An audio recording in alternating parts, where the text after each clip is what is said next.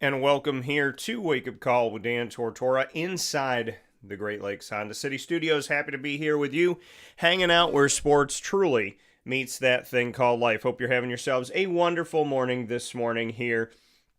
And whether you are in central New York, upstate New York, or up and down the East Coast, the Midwest, the West Coast, all around the globe, you are with us all in the same place. That's the beauty of it. See, we need things to remind us that life is not that different, right, for each of us, in the sense of we are all connected and we can all enjoy things at the same time. And we can all come together. That's what Wake Up Call is about. That's what the show's about. That's what Dan Tortora Broadcast Media is about. The reminder that wherever you are in the world, you can all go to the same channel and listen to the show and watch the show. So thank you to everybody that's with us on youtube.com/wakeupcalldt, as well as facebook.com/wakeupcalldt, and on wakeupcalldt.podbean.com. So however you're connected with us, we thank you so much for being with Wake Up Call Monday through Friday between 9 a.m. and 11 a.m. Eastern Time. I cannot appreciate you enough for that, and appreciate your patience this morning as we got set and ready to go here on Wake Up Call with Dan Tortora. And of course, you can find us on Amazon Music, Audible, iHeartRadio, iTunes, and Apple Podcasts, as well as Player FM, Podbean, Podvine, Spotify, TuneIn, YouTube, Podchaser.com. All you have to do is search Wake Up Call with Dan Tortora, or one word, Wake Up Call DT, and make sure that you follow and subscribe on each of these channels so that you never miss a broadcast again when we add it to our archive. We have an awesome show coming up here with you today inside of MonPazPopcorn.com's What's Poppin'. We're going to start things off, as we always do on a Friday, with the Annoying Moment of the Week. The Annoying Moment of the Week, proudly presented by Carvel DeWitt. Then we'll jump into Lead, Learn, Evolve, Ad-Lib, and Deliver with an all-new topic for you today, proudly presented by Chick-fil-A Cicero. Then I'll announce my Top Dog of the Week, proudly presented by K-9 Kamp Dog Daycare. And in hour number 2 at 10:15 a.m. Eastern Time, Seamus Shanley from West Genesee and Syracuse Orange football history will be joining me to speak on the West Genesee Wildcats this season, as well as the Syracuse Orange. And then Symir Torrence will be joining me of Marquette, Syracuse, and Binghamton history, the pro basketball player who just finished up his time playing over the summer here in the world of the TBT. So he's been playing pro basketball, been in the TBT, born and raised in Syracuse, New York, and played for Syracuse, played for Binghamton, played for Marquette, while he's on the heels of his first NBA tryout with the Detroit Pistons. So Cy and I are going to discuss that, and I'm very excited for that. So a lot of great stuff coming up here today, and let's have some fun. First and foremost, I get to flip out about something. So here inside the Great Lakes Honda City Studios, thanks for being with us. The Annoying Moment of the Week, proudly presented by Carvel DeWitt, 4322 East Genesee Street in DeWitt, New York. It is what happy tastes like. And of course, you can go to Carvel DeWitt 7 days a week and enjoy yourself some amazing ice cream. There's nothing like Carvel, and Carvel DeWitt is the oldest Carvel franchise in America. And it's right here in our backyard of central and upstate New York. So make sure you head over there today. Time to bring you my Annoying Moment of the Week. Man, I have so many. It's sad that I have, I got a lot. So some of you may see, or, you watch and listen to the show a lot. You know that I say hypocrisy, in my opinion, is the 8th deadly sin. If there's 7 deadly sins, then hypocrisy would be the 8th. And that's not any disrespect to God that, if God says, here are the main sins. I'm just saying that hypocrisy, to me, I call it the 8th deadly sin because it is so rampant and it is so ridiculous. And the people that do it, it's like they can't even see it, or they don't want to. I mean, I guess if they saw it, they'd have to admit that they were wrong. Gosh forbid, in today's America, does anybody admit when they're wrong? But which we all should because none of us are right 100% of the time. When you look at hypocrisy, right? And there's examples all over. There's so many examples in this world today. You ask yourself the question, what benefit do you get from being a hypocrite? Well, I can hide behind it, Dan. Well, no, I can do whatever I want if someone's stupid enough to believe it. Here's the thing. I would love to believe that people are not dumb enough to hear a hypocrite, see a hypocrite, and go, yeah, I don't think they're being a hypocrite. Now, we're not here to point fingers. That's not what I'm saying. But there's a lot of hypocrisy. People ask for things they do not give. They demand things that they will not consider. And they get really, really mad about things that they supported when it had to do with somebody else. And I'm not going to get into certain lightning rod things because I don't want to give them any more value. I'll just say that, I've had some conversations with my dad this week and my mom. And, just talk to them about, people seem to be really, really mad when something bad happens to somebody. But then if you go back, they were applauding when that same thing happened to somebody else. Or that person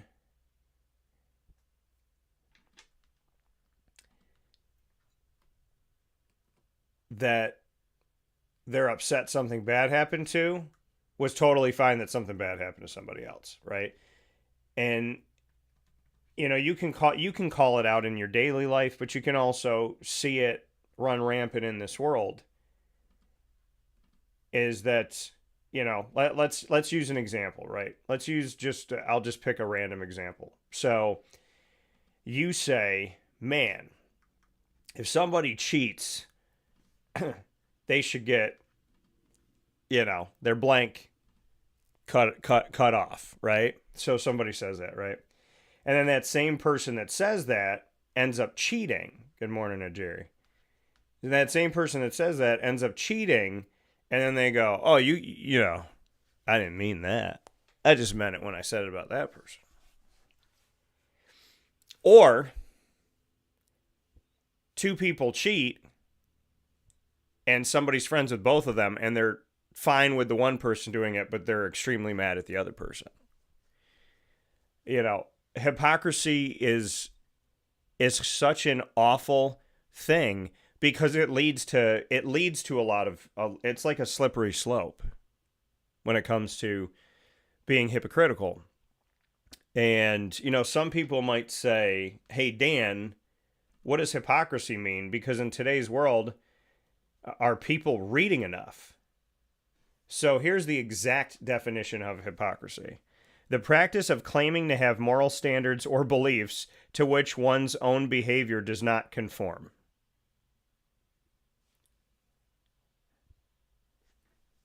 And I saw hypocrisy this week because I saw somebody really upset with how they were treated. But when someone else was treated poorly and lost something that maybe they didn't want to lose, the things they said about that person were awful. And maybe this full circle moment of I saw somebody lose something and I laughed in their face and I said horrible things about them.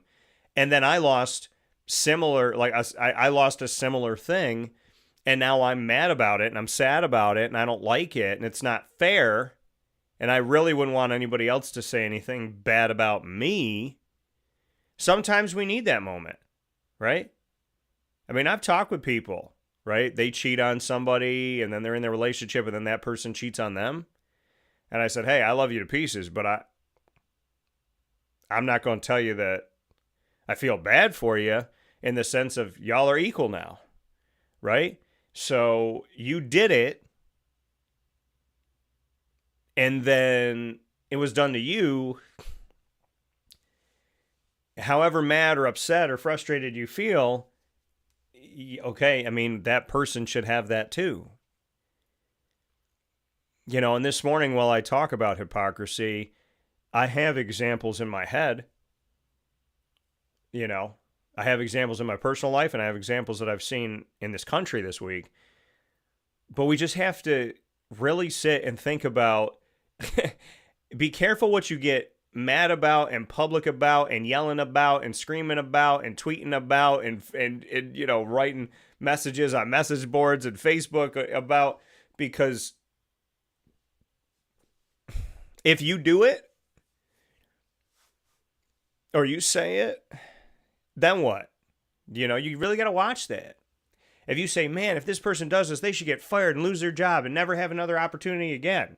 And then you do that thing, and then you're like, all right, well, y'all, you said that nobody that does this deserves to have their job. So, okay, what about you?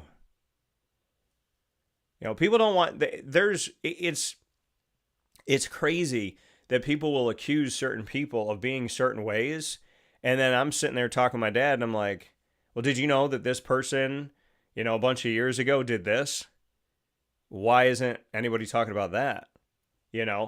They claim that this person has a horrible moral compass, and maybe they point to certain things, and it's like, well, part of that horrible moral compass you also have. And sometimes people project to deflect, right? You project your sins onto somebody else so you can deflect that you're doing them, right? Somebody who's cheating, they hate cheaters.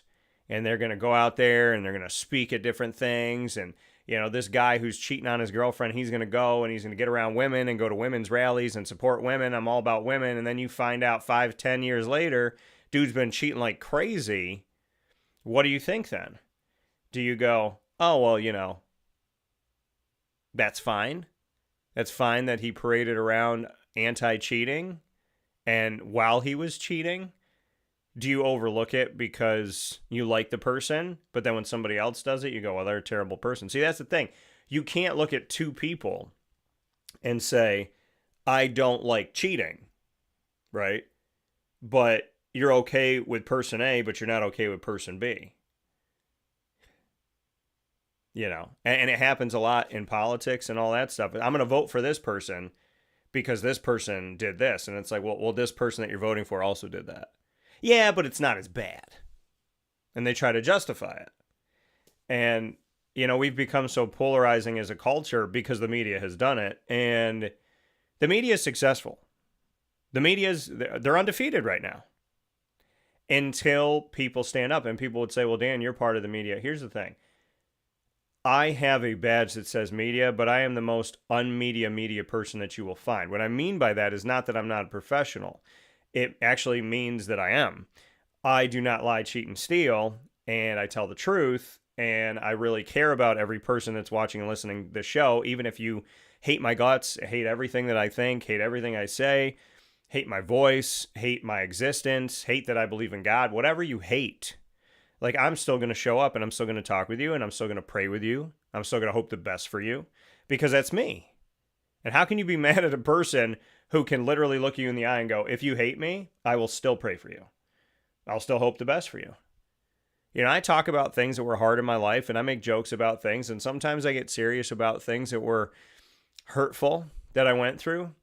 But I've also been on the show and talking about those people or those subjects, not saying their name, but saying like, hey, I went through being cheated on and this relationship ended.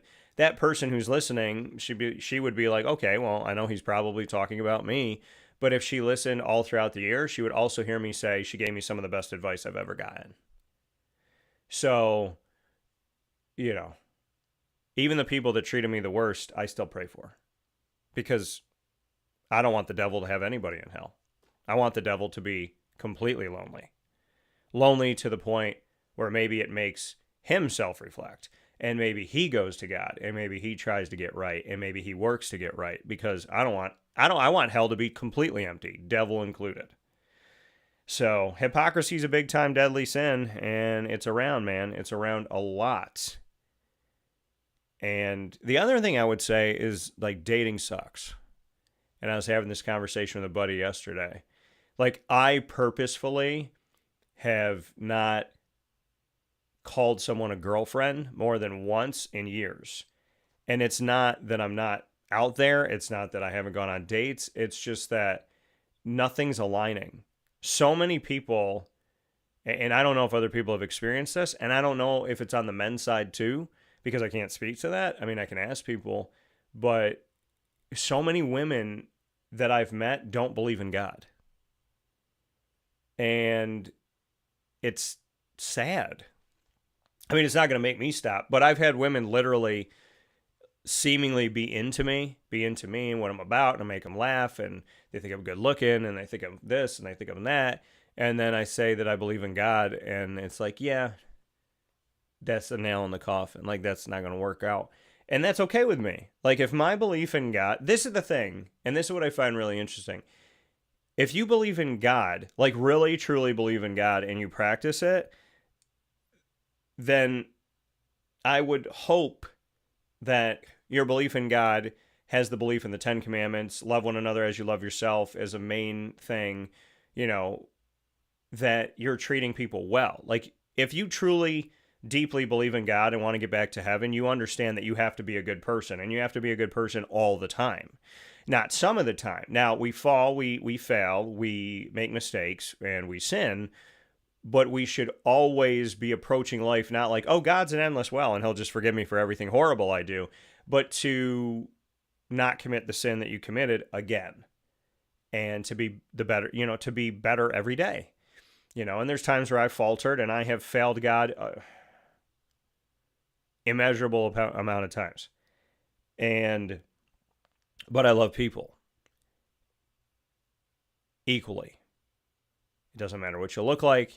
It doesn't matter how much money you have. It doesn't matter if I find you attractive. Like, okay, if it was like dating, if I find a woman attractive and I don't find a woman attractive, I love them the same, in the sense of they're a brother, or the brother. They're a sister to me in Christ. So I have to pray for them. I have to hope the best for them. I know some people don't understand that. Like, how can you say you're dating and then people are brothers and sisters of Christ? It's the belief that we're all one big family, because we are. We all came from the same place. We came from the same maker, and we are one family. And so and it's funny because some people would say, well, is that incestuous then? Like, if we all believe we came from the same God, are we all related? It's like, we all came from the same maker, but no, we have different bloodlines.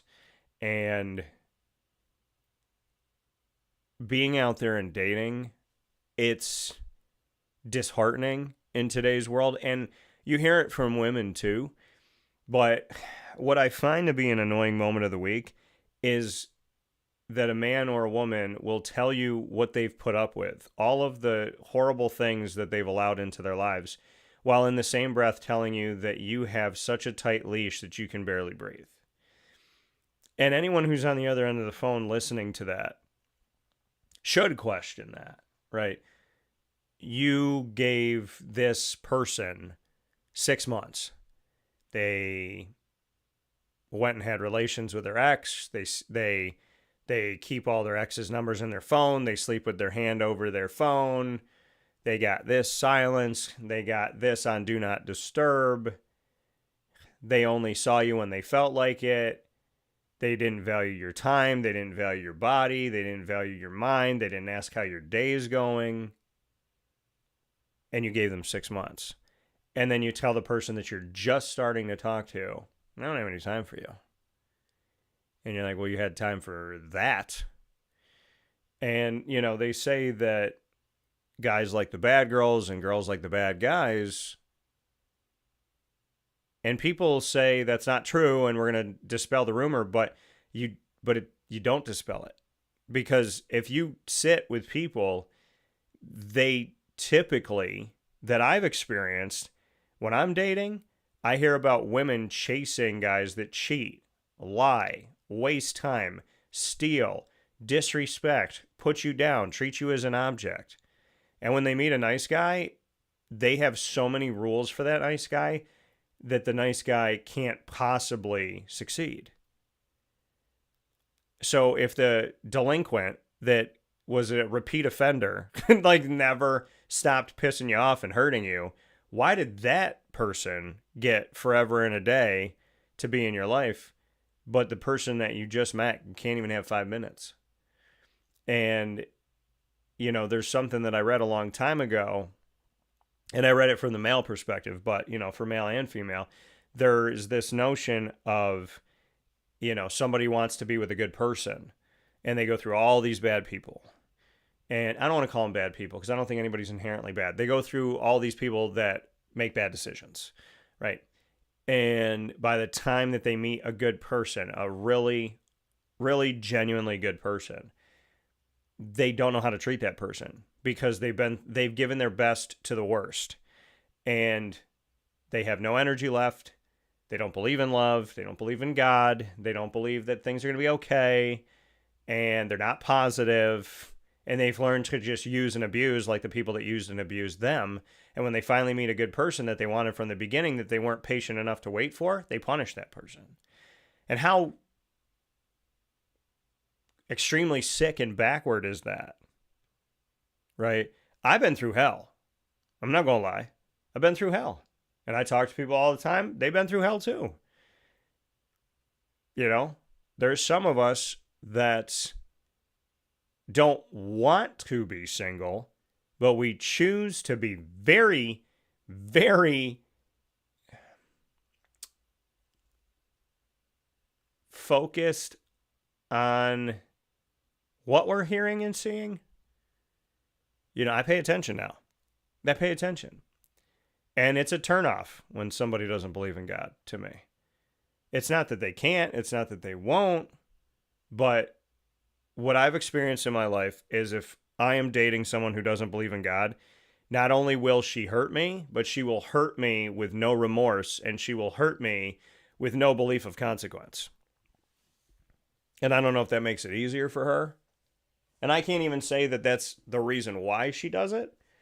But women that don't believe in God have been horrific to me. But the women that pretend to believe in God have been also horrific.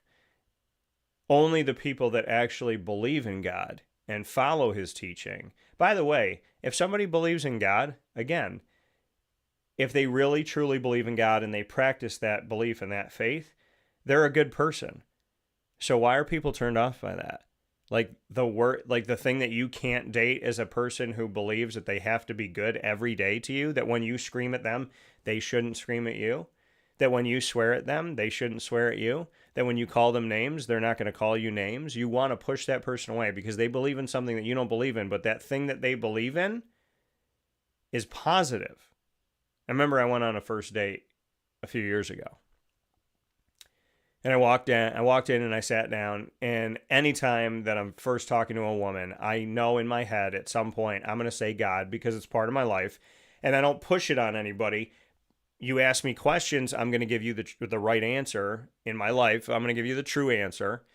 And when somebody says, how do you start my business? How did you start your business? I always say, God and I in the trenches. I always say that because it's true. It was me and God working together, building something out of the air. Like literally, there was nothing to hold on to except for my faith and each other, God and I. And it was like, all right, Daniel, we have this air that you can't see. Grab it and start to turn it into something. And then it'll come to life. It was literally building out of thin air. And it was God and I. I can't say that story. I'd feel guilty and wrong if I said, oh, I just did it by myself. And so I watch when I say that. So, I talked about God, and I probably mentioned the word God, said his name 3 times. I wasn't like, oh my gosh, you have to believe in God and ringing bells and all this. No, it was just in talking. God bless that my grandmother lived to be almost 101. God helped me start my business. God's the best thing I got. God was looking out for me on the way here. Car almost hit me, da-da-da-da-da. And she looked at me and she's like, well, I kind of want to let you know that I don't really necessarily know if I believe in God or where I stand with all this stuff. And I was like, that's fine. Like, that's your journey. That's your life. No one's going to push anything on you. And not from me.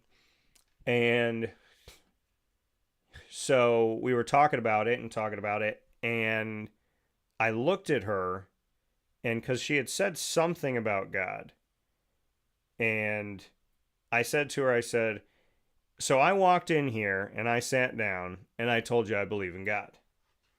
Would you have rather me come in here, sit down, and look you dead in the eye and say, I 100% believe in the devil? And she goes, yeah, you got a point there. And I said, I know I do. And so, because somebody that's like wholeheartedly gung-ho for the other side, they'll lie, cheat, and steal and not even blink an eye, because the thing that they follow says, hey, do what you want to do. It's your life. Be selfish. God says be selfless. The other side says take care of yourself and nobody else. And that's the real. So, I mean, yeah, it's difficult. And so my annoying moment of the week is, and it's not just me, out there dating and whatnot. It's hearing from other people. It's just hearing what people have to, like, I can't even fathom, again, it goes back to hypocrisy, how these men and women can treat a good thing so bad and then complain that God never gives them anything good. And then they tell you their last 3 relationships were with 2 cheaters and 1 abuser. And you're like, so you came through hell and now you're putting a good person in hell? So you've become the villain.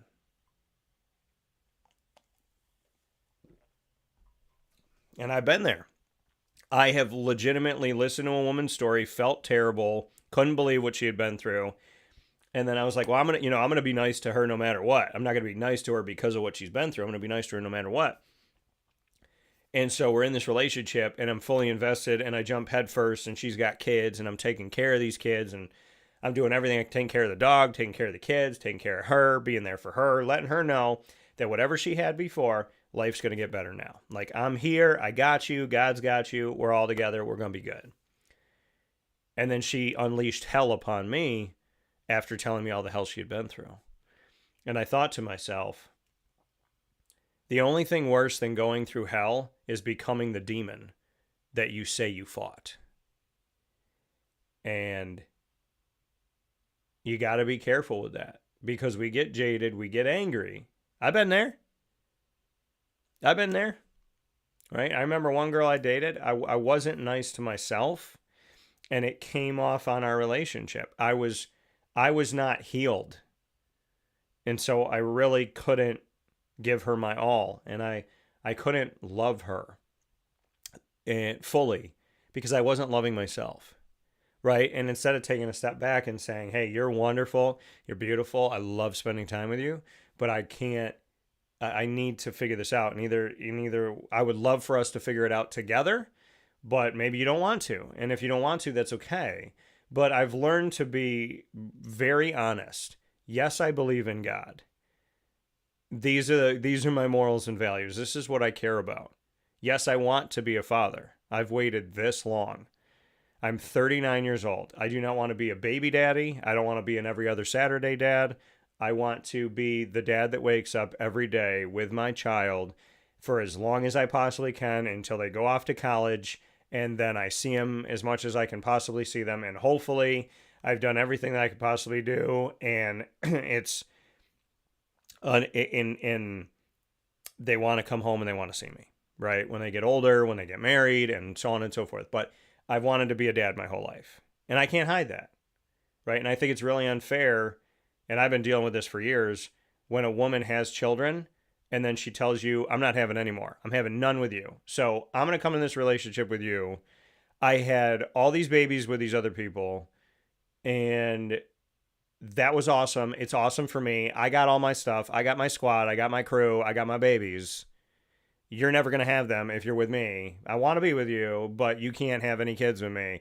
But this guy who was awful had kids with me, and this other guy had kids. And you're like, dude, I mean, if you want me to come in here and be a father to these kids that are not biologically mine,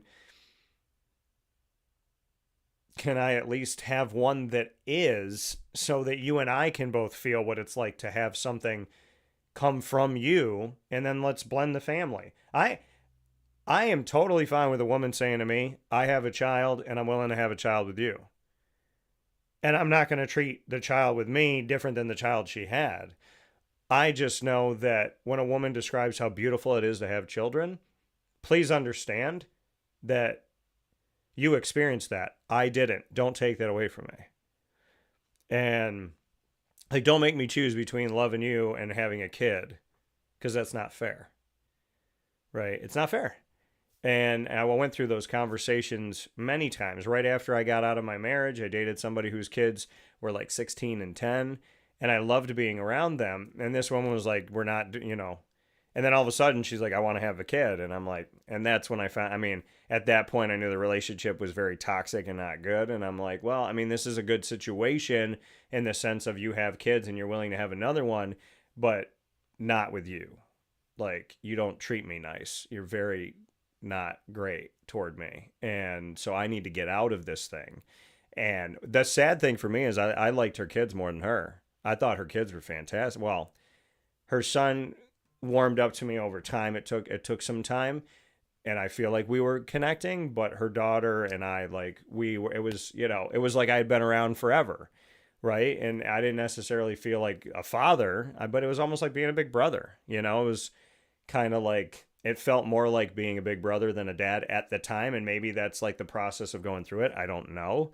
But, I really just, she took to me, I took to her.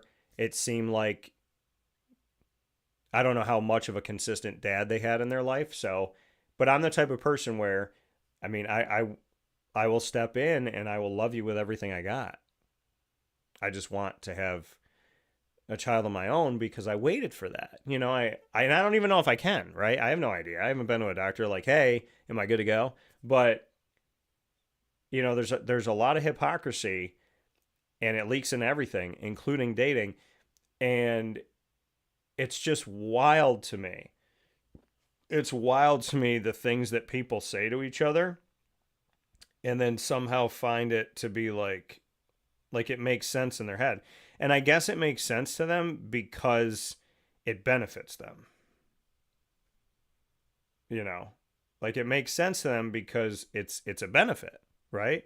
If this person agrees to my terms, then I get whatever I want. And what people have to understand is a good partnership comes when somebody has terms. Person A has a bunch of terms. Person B has a bunch of terms. You come together and you compromise, and person A gets some of theirs and person B gets some of theirs, and you put it, you know what I mean? But when somebody's like, hey, it's my terms and my terms only, anyone who agrees to a marriage, a friendship, a business relationship where it's like, hey, I'm going to get everything, like, I'm getting everything I want and you're not, like, why would you sign that? Why would you agree to that? I'll be friends with you, but we're only going to hang out when you ask to hang out. We're only going to talk when you call me. We're only going to text when you text me. You have to do all the work. I'm going to put in no effort. I'm never going to text you, never going to call you, never going to wish you happy birthday, never going to be there for you. You have to do all this stuff for me. And if you do all this stuff for me, then I will be in your life. Like, I am here for you as long as you do all the work. That's not a good friend. Right? And in relationships, people will sit down and have checklists on a first date. I need my man to be da da da da da da da da da da da da da da da da. What you think? And then the guy goes, I need a girl to be da da da da da da da da da da da da. You know what I mean? And it's like, it takes the love out of it. It takes the affection out of it. It takes the essence of a relationship out of it. It takes the God out of it. It takes the spontaneity out of it. I'm an old school guy. I don't want to meet someone on a dating app. Listen, I got friends that have, God bless them. And they have great relationships, but I don't want to meet somebody like that. And I just don't live in that fake world, man. I don't. And the hypocrisy and people just wasting time. Good morning to my mom here. There's a lot of people out there that are wasting people's time, and y'all need to stop. And because y'all don't stop, we stop. See, I know when somebody's wasting my time now, so I just back off. And 99.9% of the time that I back off, I never hear from them again. And I'm like, oh, well, thank God I didn't keep giving them my time. Dang. I'd step back for 3 days, nothing. And then it's 2 weeks, then it's this and that. You get that inkling like, hey, I think I don't really know where this is at. So let me just take a step back. And if you take a step back from a friend or a family member or a romantic relationship and they don't step forward, that's your answer. It sucks to hear, but that's your answer. Because someone who's always coming toward you, that's me. I go after what I want in my life. So I'll come toward you. And I'll keep moving in your direction, coming to you. But then every once in a while, you just stand in place and go, man, I've walked 17 steps and they haven't moved. So what if I just didn't take the 18th step? Would they take one? And when they just stand still, then you're like, all right, then I'm going to turn around and take these 17 steps back to where I was and let's keep going. You know what I mean? Or I'm going to step to the side and move forward, because forward is better than backward. So just understand, folks, in the annoying moment of the week, being hypocritical, being difficult, just stop, because there's people out there that want to know, why don't I have what I want? Why am I not where I want to be? Why am I constantly stressed? Why am I constantly hurt? Why am I constantly this? Why am I constantly that? Sometimes it's because of the decisions you make and how you treat people, right? Sometimes it's not everybody else's fault why you're not getting what you want out of your life. Sometimes it's us that are making it impossible for God to bless us. Not that he's not trying to, but if you don't want to see it, think about it like this. It's like, what did Roger say? Get a sideline reporter. I don't know what that means, Roger. As a girlfriend, then we could work together. How about it? But it's just hearing people talk. And it's not just dating, and it's not just friendship, and it's not just work, and it's not just family. When you hear people talk, it's like, it's just so many people got so many things to say, but do you hear what you're saying, what you're doing? Do you actually pay attention to it? Because sometimes y'all turn people off, I'm sure I have before, right? You turn people off by you're not paying attention, right? You got to pay attention. Sometimes it's us. I can go back to a time where I'm like, man, this thing didn't work out in my life because it was solely me. Like I needed to be better. And I learned from that. But we all got to start learning. Because if I didn't learn from that, man, I would have gone nowhere in 4 or 5 years. We got to learn. We have to learn. And in today's world where everybody's right and nobody's wrong, that needs to stop. Because I don't have one family member that's been right 100% of the time, one girlfriend that's been right 100% of the time, one friend that's been right 100% of the time, or me been right 100% of the time. Right? We got to lower the temperature on this planet and relax. Chill out. That's really what I'm saying this morning. The hypocrisy, the hate, the negativity, the stipulations, the double standards. What I tell people a long time ago, love isn't hard. People are. It is not hard to go out there and love and care.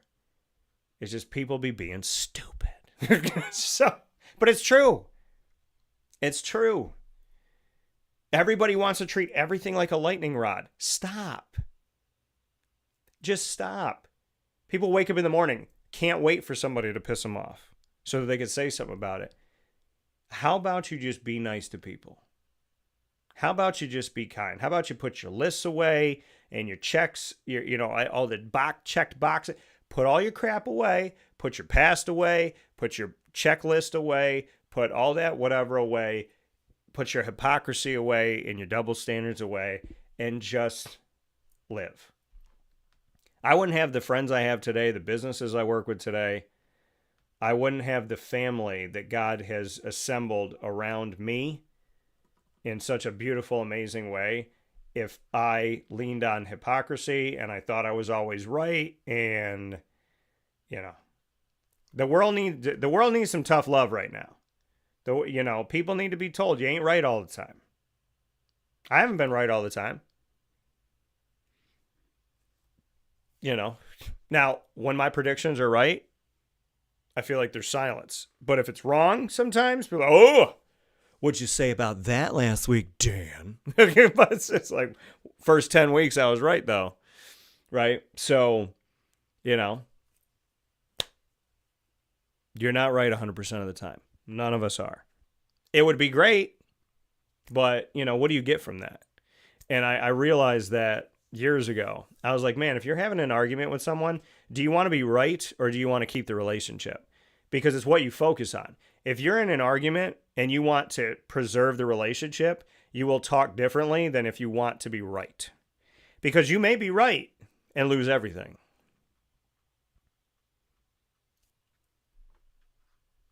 This whole every man for himself, every woman for herself, we got to be better than that. We have to be.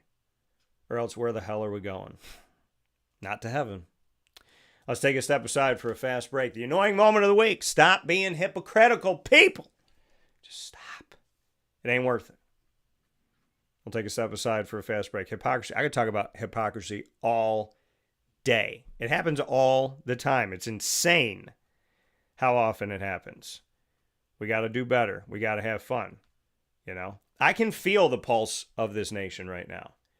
When I was broadcasting years ago, it's like I could tell a joke, I could do this, you could agree with me, disagree with me, but we're laughing, we're having fun.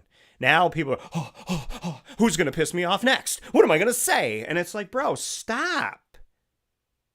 Like sometimes I just go in my house and hang out with my dog and I don't talk to anything because this world why you got to get mad about everything all the time? Do you know how annoying that is? I don't want to hear somebody complain all day. Just no. My thing is, and you get to a point in your life where you realize that you're going to be all right no matter what. You're going to be all right. If you're doing the best you can, you believe in God, you got morals and values, you're being good to people, you're being good to yourself, you're going to be all right. It may not work out the way you want it to, but you're going to be all right. And my dad reminded me of that yesterday. He said, say once what you're upset about. You got every right to be upset. You got every right to be mad. It's 100% wrong. It's 100% irrational. It's 100% illogical. But you can't change it. So say it and don't waste any more time on it. You can't change it. Something my parents been teaching me forever. Well, it's getting through. Hi, this is Amy from Mother's Cupboard, home of the whole frittata. We are open daily 6 a.m. to 1:30 p.m. For takeout orders, call 315-432-0942 and tune in to Wake Up Call with Dan Tortora for our monthly food challenge and try our Wake Up Call signature menu item available 7 days a week. Here at Mother's Cupboard, we are Central New York, and it's our honor to serve you. Ma and Pa's Kettle Corn and Popcorn Factory remind us that every day is worth celebrating at 201 7th North Street in Liverpool, New York. Open Monday through Saturday in-store and always online at maandpaspopcorn.com. Serving our Central New York community and beyond, order anywhere, anytime at maandpaspopcorn.com. Stop in to get a tin at Ma and Pa's on 201 7th North Street in Liverpool, New York to get your half-price refills for the rest of your life. Come to Ma and Pa's for your holiday gift giving for family, friends, employees, and clients. And remember, for fundraising and events, to call 315-450-6272. That's 315-450-6272. Ma and Pa's Kettle Corn and Popcorn Factory. How corny are you? This is Jimmer Sikowski, owner-operator of Chick-fil-A Cicero, 7916 Brewerton Road in Cicero, right in front of the Home Depot. I had a deep feeling that God wanted me to do something bigger with my life and to help people, help others. I kept putting Chick-fil-A in my life, and I realized as I was going through the franchise selection process that positively impacting the lives of others was really core to what we do here at Chick-fil-A. First of all, it starts with the food. The food is brought in fresh daily. We bring in local produce. We prepare to order in the kitchen. We hand bread our chicken. We hand spin our milkshakes. It's great food. It doesn't taste like fast food. I think the second thing is the way people feel when they come in a Chick-fil-A restaurant. It's different. We try to treat people with intentional kindness here, which is very different and deeper than good customer service. And so I think it feels remarkable for most people to come in a Chick-fil-A restaurant. And then lastly, the impact that we try to have in the community is very different. It's a big part of the expectation of every operator of a Chick-fil-A restaurant is that they're actively engaged in their community, they're a leader in the community, and they're making a difference. When they realize that what we're striving to do is to shine a little light in their life, that's a very, very different experience than you will have in any other quick service restaurant. And it's that remarkable experience that I think people will emotionally connect with. Welcome back here to Wake Up Call with Dan Tortora, where sports truly meets that thing called life. And as I always talk about here inside the Great Lakes Honda City Studios, I don't do this on purpose, but God has a purpose in what I'm doing. The annoying moment of the week and lead always end up blending with each other. The annoying moment of the week, proudly presented by Carvel DeWitt, and lead that we're jumping into now, proudly presented by Chick-fil-A Cicero and the great team that is led by Mr. Jimmer Sikowski. Lead, the acronym that God helped me to create. Learn, evolve, ad-lib, and deliver. And so today's topic, let they without sin cast the first stone. Going right back to hypocrisy, right? Somebody saying, you can't, I can. Okay. Well, let they without sin cast the first stone. Nobody could cast a stone. That's the whole point. Not a single person in this world can cast a stone. Because outside of Jesus Christ himself, there's nobody else without sin. Well, Mary. So who on this earth is without sin? Right? At some point, we all now when babies come out and this and that, they're just sitting there and they're just hanging out, they're just living life, enjoying it, right?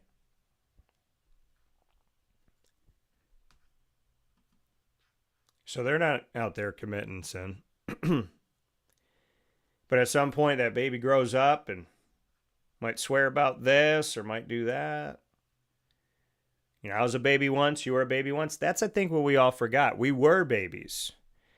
We did have a time where we didn't sin. We just laid there, right? We ate food. Think about how simple a baby's life is. I eat, I sleep, I smile, I discover things. I get to see things I've never, ever seen before, right? Touch something and go, oh, that's a different feeling than this. This table feels different than this rug, right?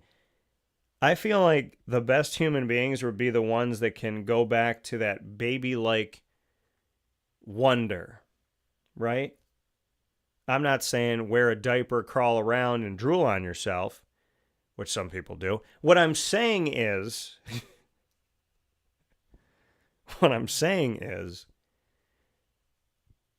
what if we all lived like a baby? Hear me out. We appreciated the food we ate. We appreciated those that helped us get it. We appreciated a wonderful rest, right? To take a nap or to go to sleep.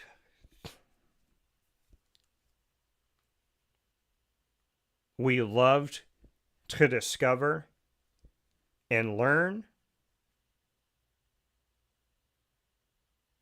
Right?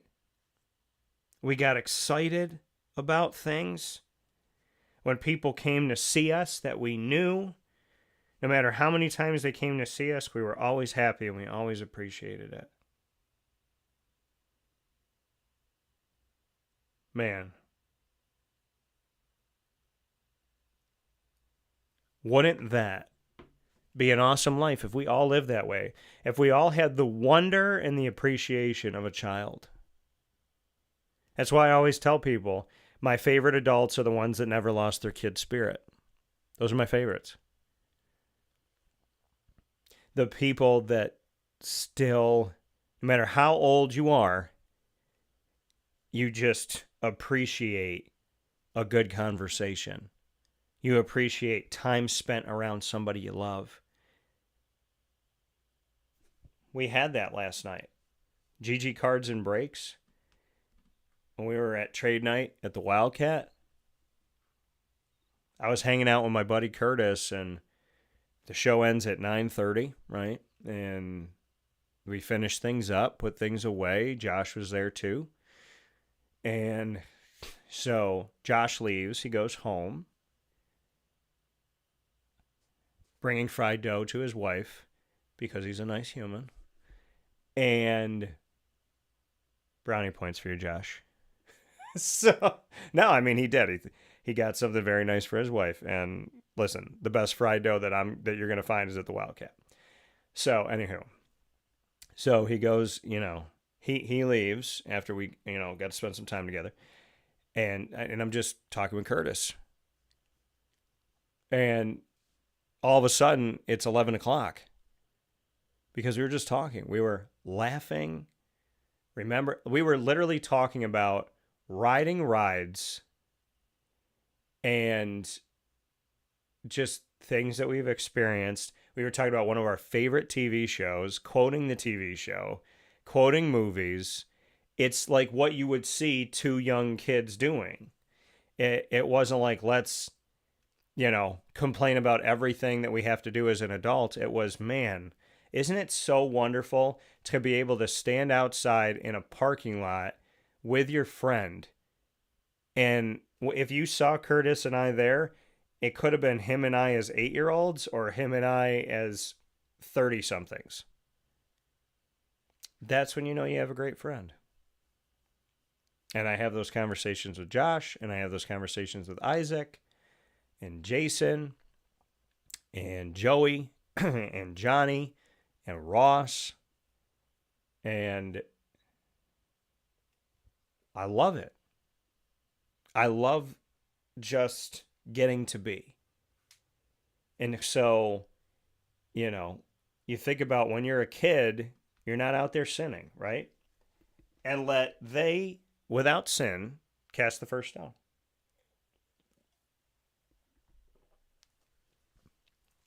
Healthy reminder that none of us is bigger or better than the other person. Because we live in a society where people are pointing fingers. Look at what they're doing over there. Look at what they're doing over there. Hey, look over there.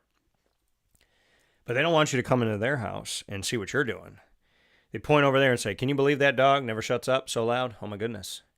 Can you believe that they let their grass grow that high? I think that guy's cheating on his wife. Da-da-da-da-da-da-da-da about the neighborhood. But if they came in your house and they saw that you're a hoarder and they saw that you don't clean the bathroom and they saw that, you slap your significant other around, right? Let they without sin cast the first stone.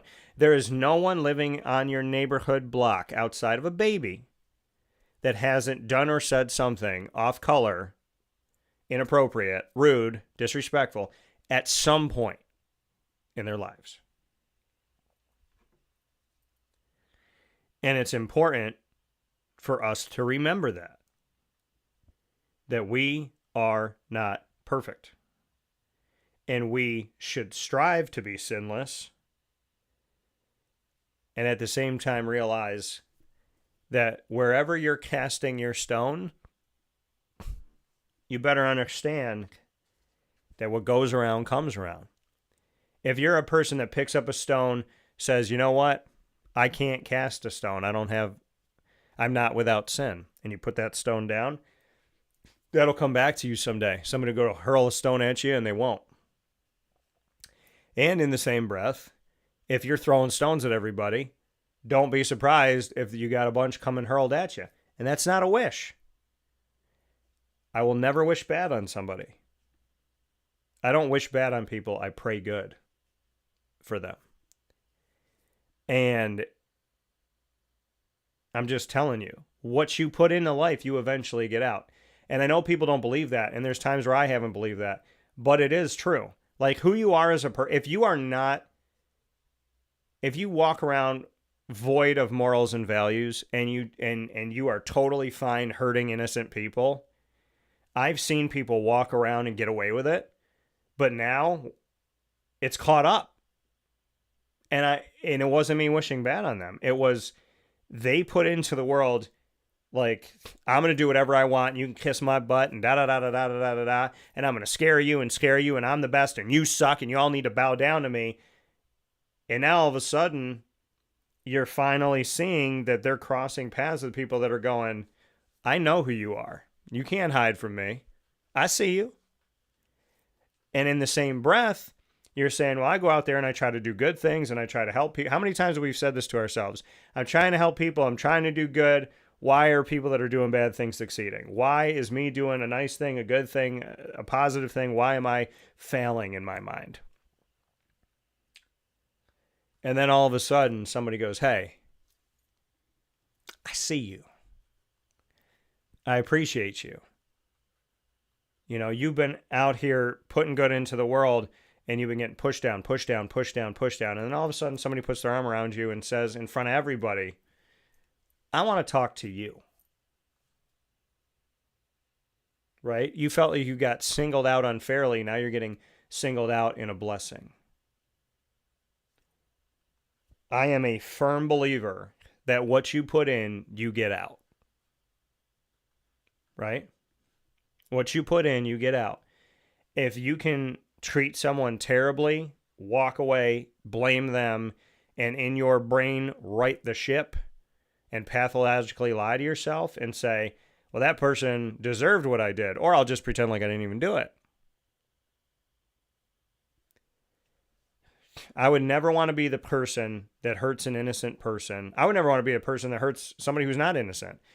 I would never want to be the person that hurts a person and walks away and justifies it.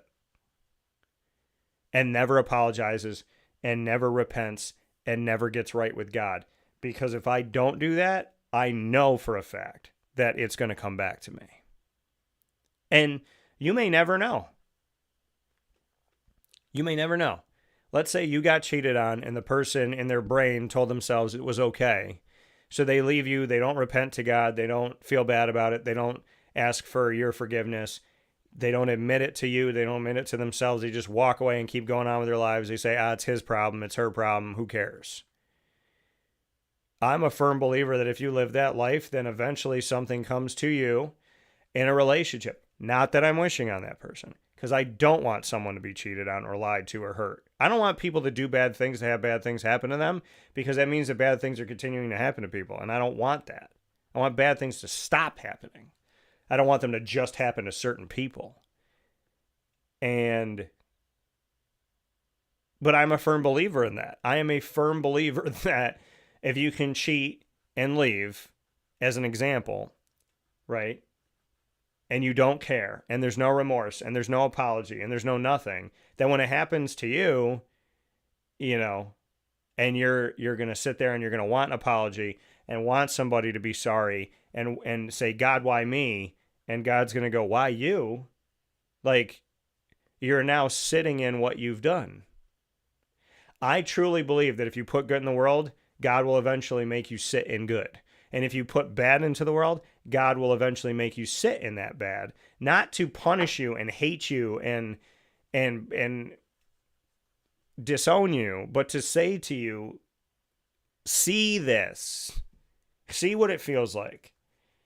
Because some people won't stop doing something unless it happens to them. You know, I think that God's hope is that you learn. I think that God's hope is that when something, like when you do something wrong, that you see it and you stop doing it. But when you don't, he'll make you see it. And if you ignore him, he'll keep coming back. I am a firm believer that God will make you take a test, and if you refuse to take the test, he will make you continue to take it. It will keep showing up in your life until you take it. And you have to pass it, or else you're going to keep taking it. So there's a lot to be said about treating people the way you want to be treated, talking to people the way you want to be talked to. And in this edition of Lead, Learn, Evolve, Ad-Lib, and Deliver, proudly presented by Chick-fil-A Cicero, let they without sin cast the first stone. Because if the world listened to that one statement, not a single one of us would ever hurl anything at anybody ever again. And wouldn't that be nice if nobody was mean to anybody else, fully understanding that not a single one of us is perfect? How about it? With that being said, we're going to take a step aside. When we come back, Seamus Shanley is going to be joining me here on Wake Up Call with Dan Tortora right after this.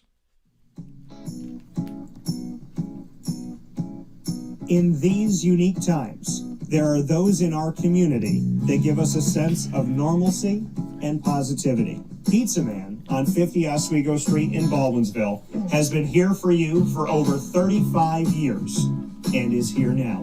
Call 315-638-1234 or order online at pizzamanbville.com to bring those familiar tastes into your home. And remember to come see our monthly on-site broadcasts centered around the community and our Baldwinsville Bees.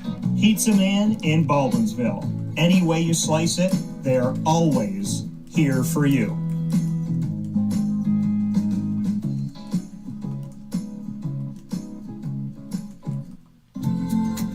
Looking for your next ride? Look no further than Great Lakes Honda City, located on 7140 Henry Clay Boulevard in Liverpool, New York. Serving our community for decades, their new and pre-owned vast array of vehicles are available to you Monday through Saturday on site. To search from home, shop at GreatLakesHondaCity.com. Call 315-365-5576 to set up an appointment. That's 315-365-5576 for Great Lakes Honda City, 7140 Henry Clay Boulevard in Liverpool, New York. Great cars, great people, Great Lakes.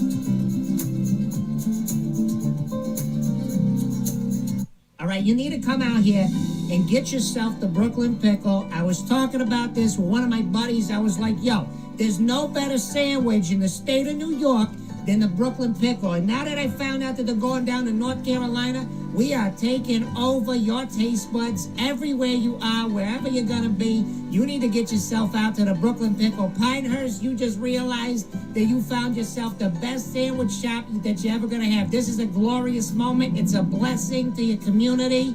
You're welcome. Brooklyn in the house, baby. Go over to the Brooklyn Pickle. You already know what it is. You heard the man. Head to Brooklyn Pickle Pinehurst on 1788 Old Morgantown Road in Southern Pines, North Carolina.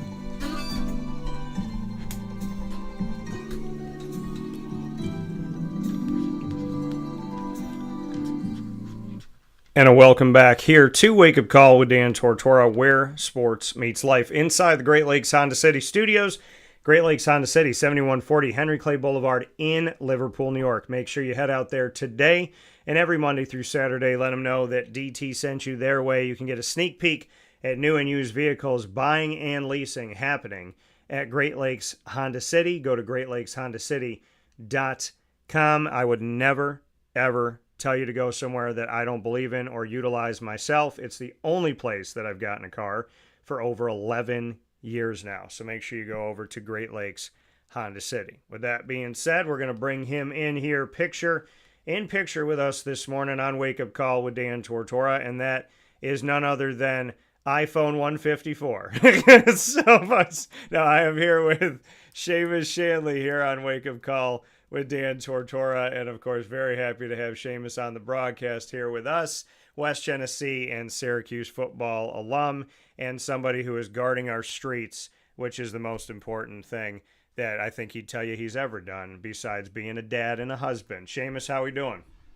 Good. How are you, Dan? Thanks for having me on, man. Of course, man. Happy to have you here as always, and always appreciate the time. So there's a lot of things to get into, man. I will ask you this, since we always go beyond when it comes to the world and what we talk about, go beyond sports.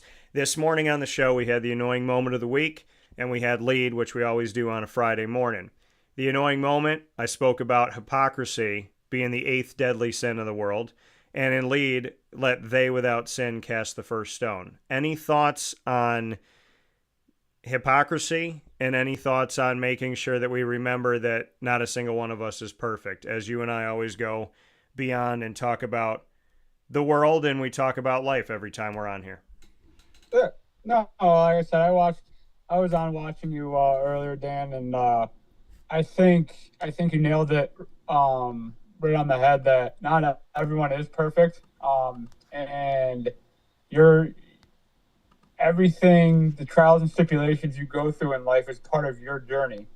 Kind of like the saying of when you get knocked down, right? You don't have to stay down.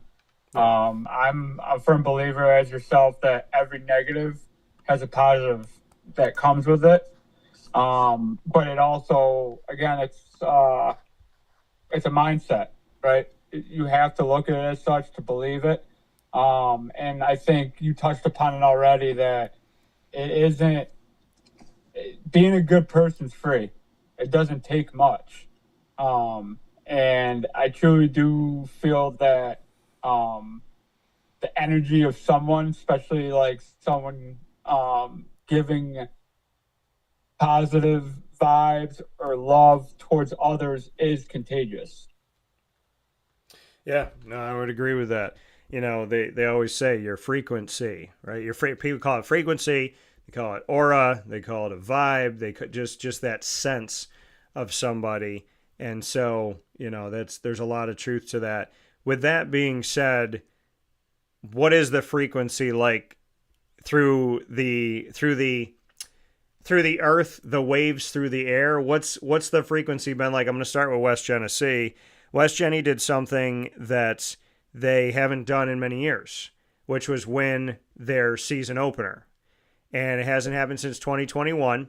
West Genesee football, led by Joe Corley, won their season opener. And in my Player of the Week segment, proudly presented exclusively by Myers Creek, the first time that I ever did a Player of the Week for high school was in celebration of West Genesee's entire football team. I couldn't pick one person, but the entire football team for making history, ending a streak, and starting something new here by winning their season opener. What are your thoughts about West Genny and about the fact that the Wildcats are starting off the season on a winning side of things? We're a few games in, but they've been able to have some early success, and obviously that's your alma mater. Yeah, no, like I said, as you know, Dan, I hold that place close to my heart. Obviously, it helped form who I was as an athlete, or helped rather, before I was able and fortunate to be given the opportunity to go up on the hill. I was there a couple weeks ago, actually, Dan, talking to the guys before they played CBA, and I wanted to go there and get to know the guys, right? Let them know that what the meaning of football truly is, right? It's very easy to play the game of football, right? Game day is easy. X's and O's.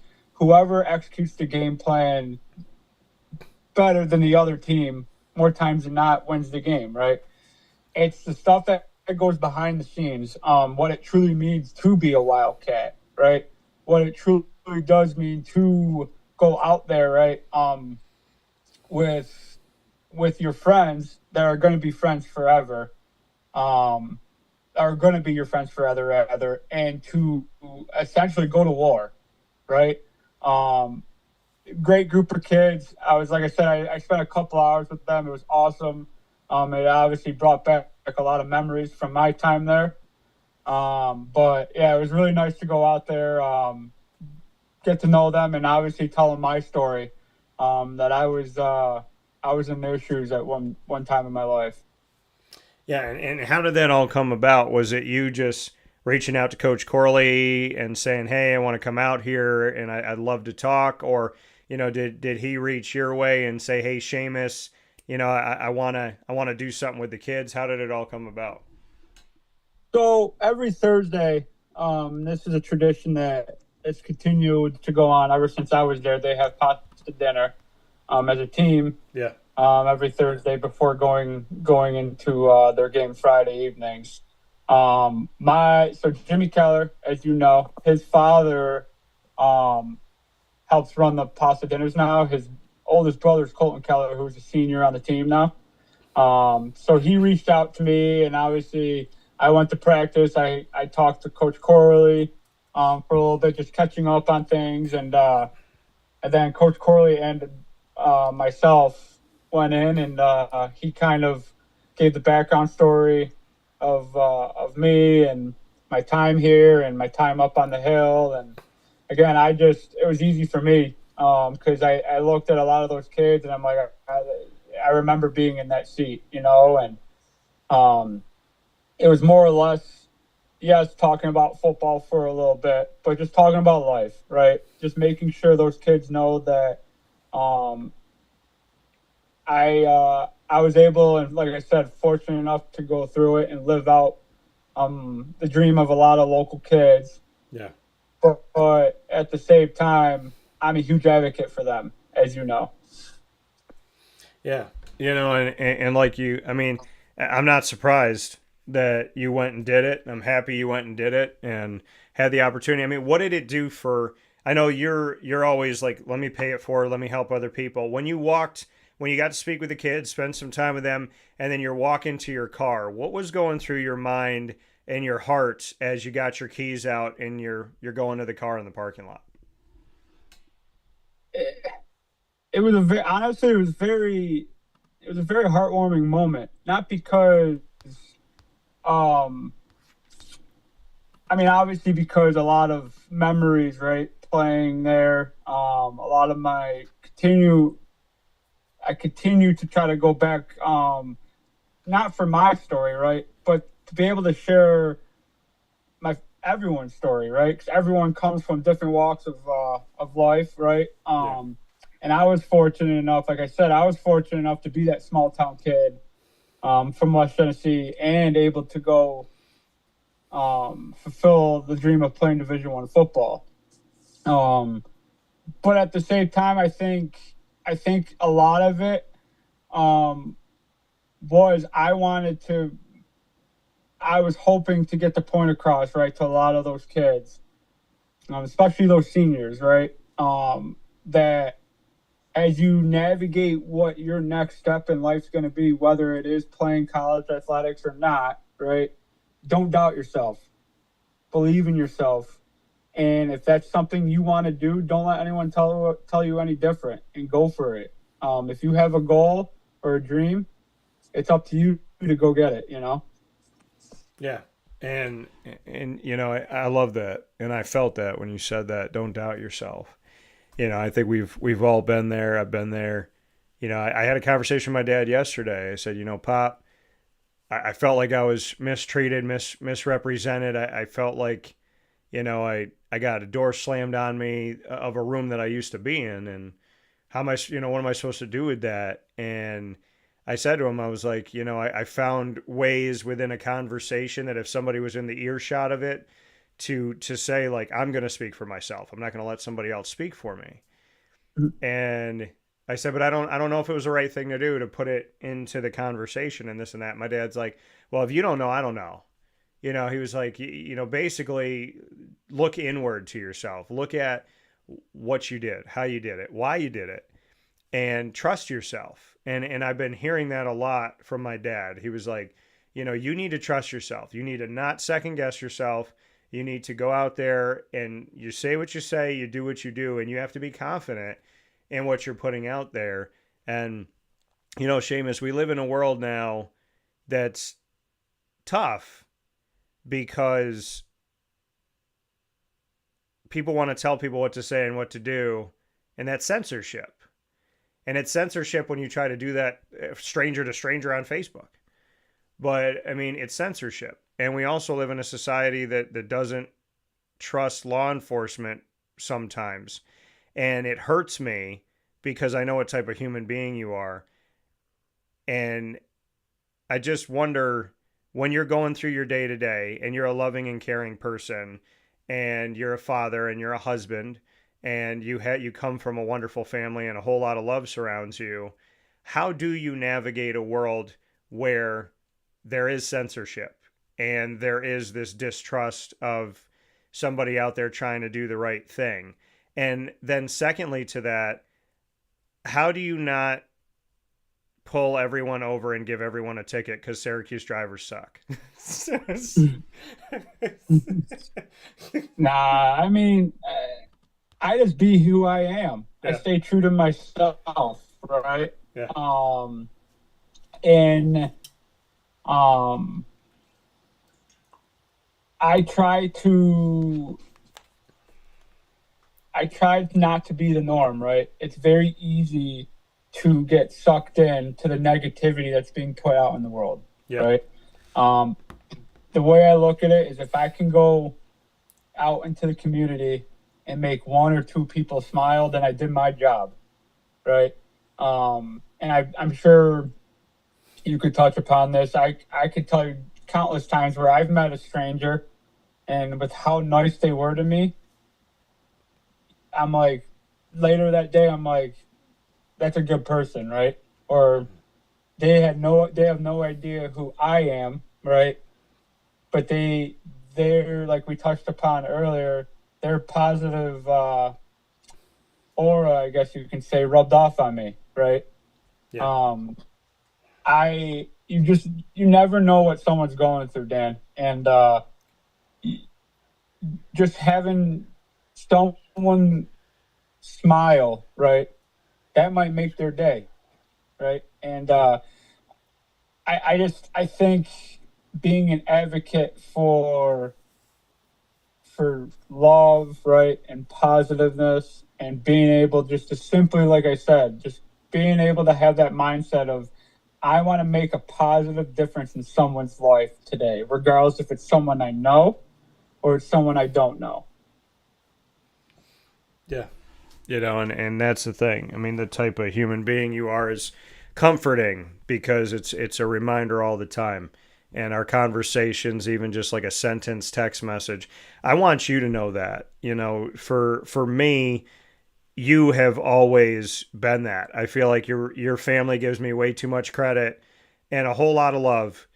And, there's things I don't forget. I don't forget the first time I met your dad, and I'm at the Wildcat, and he was talking to me about what I do, and being very kind and complimentary. And then when I had the 21-year anniversary of broadcasting at the Wildcat last year, he said to me, I went over to him and he was talking, and this was one of those moments where I'm like, I don't even know if like he knows I'm walking up, and I walk up and he's like in conversation. He gets up, he stands up like it's some specific serious thing, and he says, Dan, Seamus wants to let you know he couldn't be here. He's working, and I hope that it's okay with you that I represent the family. I hope like it doesn't disappoint you. And I was like, Joe, no. But I want you to know that, from your dad to, Alyssa's kindness and the time that I've gotten to speak with her or be around her or just see on social media, if I put something out about you both, just her kindness and your entire family, I cannot tell you that there's been so many moments where I've reached out to you and there might be a million things in my head or just one thing that's bothering me, and you always, in a sentence or two, find a way to like remind me who my God is, remind me where I stand, and remind me where I'm going. And so I just want to let you know that as we talk about people that affect people's lives, you're one of those people that has consistently positively done that, and I want to thank you for that. No, Dan, it truly does mean a lot, and the feeling's definitely mutual. Our friendship obviously goes back many years, from both a professional, right, and getting to know each other more. And I think the world definitely needs more people like you that truly, truly does care about perfecting his craft, right, both professionally and perfecting his craft personally to try to be a better person. And I truly do value our friendship, man. And again, I thank you for those kind of words, but the feeling's definitely mutual. Well, you should have it, Seamus, because it's real. West Genesee, Syracuse, offensive line alum. We spoke on the Wildcats. Now we're talking after just a few days after Syracuse did something that not only have they never done before, but so many teams have never done before, which is go into Death Valley in Clemson, South Carolina, and come out with a victory. Your thoughts on the Syracuse Orange coming off of one of the most historic moments in the entire run of Syracuse football? To be honest with you, Dan, I'm not surprised. I mean, in years past, I would be lying if I didn't say like, yeah, that is surprising, right? Or that's not surprising, rather. Yeah. But obviously a huge win. But that's the expectations up there now. The expectations are at an all-time high. With Coach Fran and all the players and everyone up there that have bought in. I'm not surprised that they went down there. I'm not.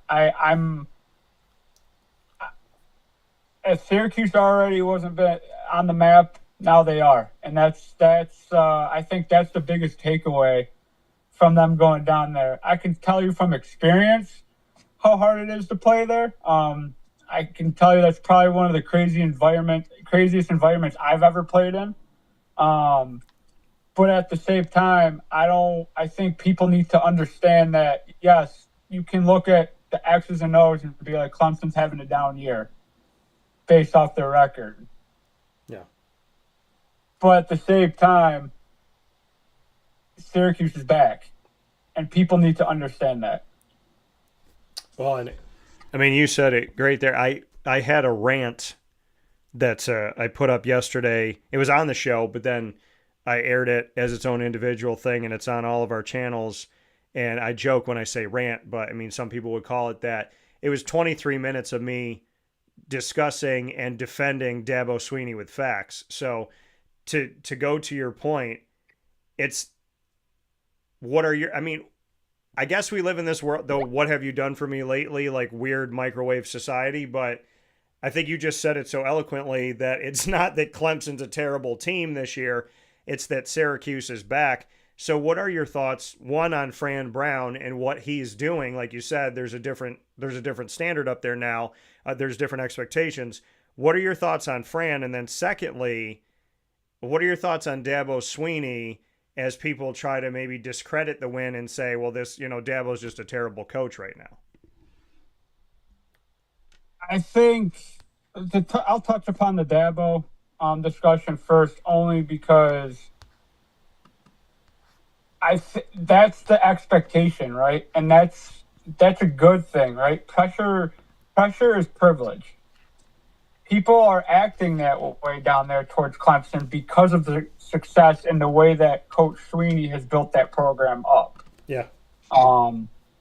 If anything, that's exactly what Syracuse is doing, right? Or trying to do. These so-called 6-6 seasons shouldn't be looked upon as a successful season anymore. Right, and that's what I think Coach Fran is trying to harp on, is that we have something special up here. And he goes, I'm trying to build the program not just from a football standpoint, right? And you hear him touching upon it all the time, and speaking with him and meeting him, he is a very genuine guy that happens to be a fantastic football coach. He cares about the well-being of his players, both as people in the community and society, as brothers, sons, fathers. He wants to see the success of his players more than anything. And with that, and doing it the right way, will come these big wins. These big wins will come. I can't in terms of, like I said, in terms of Dabo Swinney, I think it's just an expectation down there that Clemson goes to the national championship every year or is in the college football playoffs. But they need to. The game of football is so hard. It's so hard to win, and I think as a community down there, maybe take a step back and realize this is adversity hitting us that we haven't maybe experienced in quite some time now. And I think Coach Dabo Swinney is attacking it properly and trying to be positive and realizing like, hey, we might not be in contention for a national championship now, but we're going to try to get better each and every day. And in regards, again, to touch about Coach Brown, I honestly, I don't have enough words to for my appreciation of him, right? As an alum, and obviously as a diehard fan before I was able to play up there. What he's doing, those young men are going to remember for the rest of their lives. And how welcoming he's been to not only me personally, but just the alumni base as a whole. And we've talked about this in the past, Dan, is like when you start with your alumni and that's how you start building a program, it only goes up from there. Yeah. You know, and one of the easiest things to do, and yet something that wasn't being done a lot before Fran. And so in a final note for you, Seamus, to have a coach that cares about his alumni, regardless of what position they played, how much they played, how many games they won, to know that there is an open door policy, that there is, you know, in that introductory press conference, I sat there and I asked him the question, bring me into your thoughts on the alumni, the importance of the alumni. And he looked around and said, I want you here. Like, I want you around this program. I want you here. He said, you know, if you come to practice and you come out and you can come to my office and you can tell me what you feel. But if you don't come to practice and you're not around the team, like, you know, to hell with you, like, I'm not going to listen to you, but you are welcome to be here. And he said, I want your presence. And he joked and said, yeah, I want you to donate too, but I want your presence here. He said in that first press conference, when I asked him that question, I want the alumni here. You are welcome here. Your presence is wanted. Within the last year and change, how have you seen him live up to that? Well, even every time I've been up there, personally, he's made a point to come over there and say hi to me. You know what I mean? And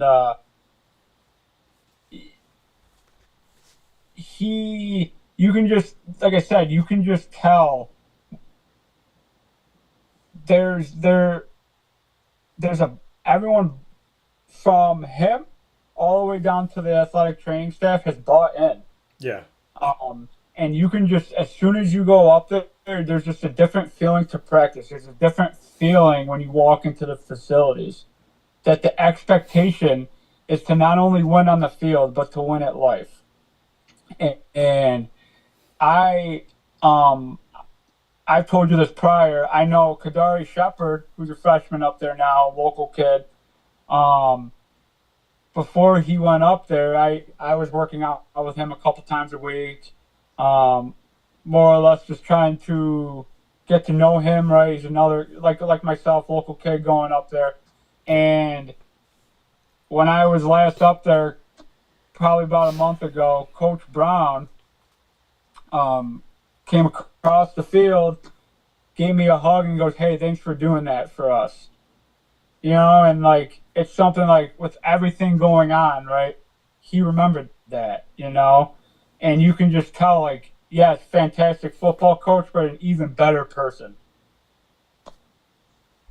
Yeah, and that's been echoing through, and it's funny how we talk about feeling things, right? You walk into a building that you've been in a million times, but it feels different.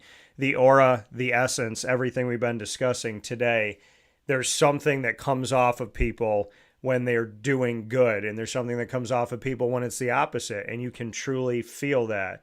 And I always feel the good coming from this gentleman. The time goes by too quick, but you and I owe each other some dinner, and I am going to, for me, you will get a text message from me within the next 2 minutes, hand to God, and I will give you the days that I have, and we're going to make that happen. But I just want you to know how much I appreciate you, Seamus. And yeah, I don't know if I love the bearded Seamus or the shaved Seamus more, because I've seen both so much lately.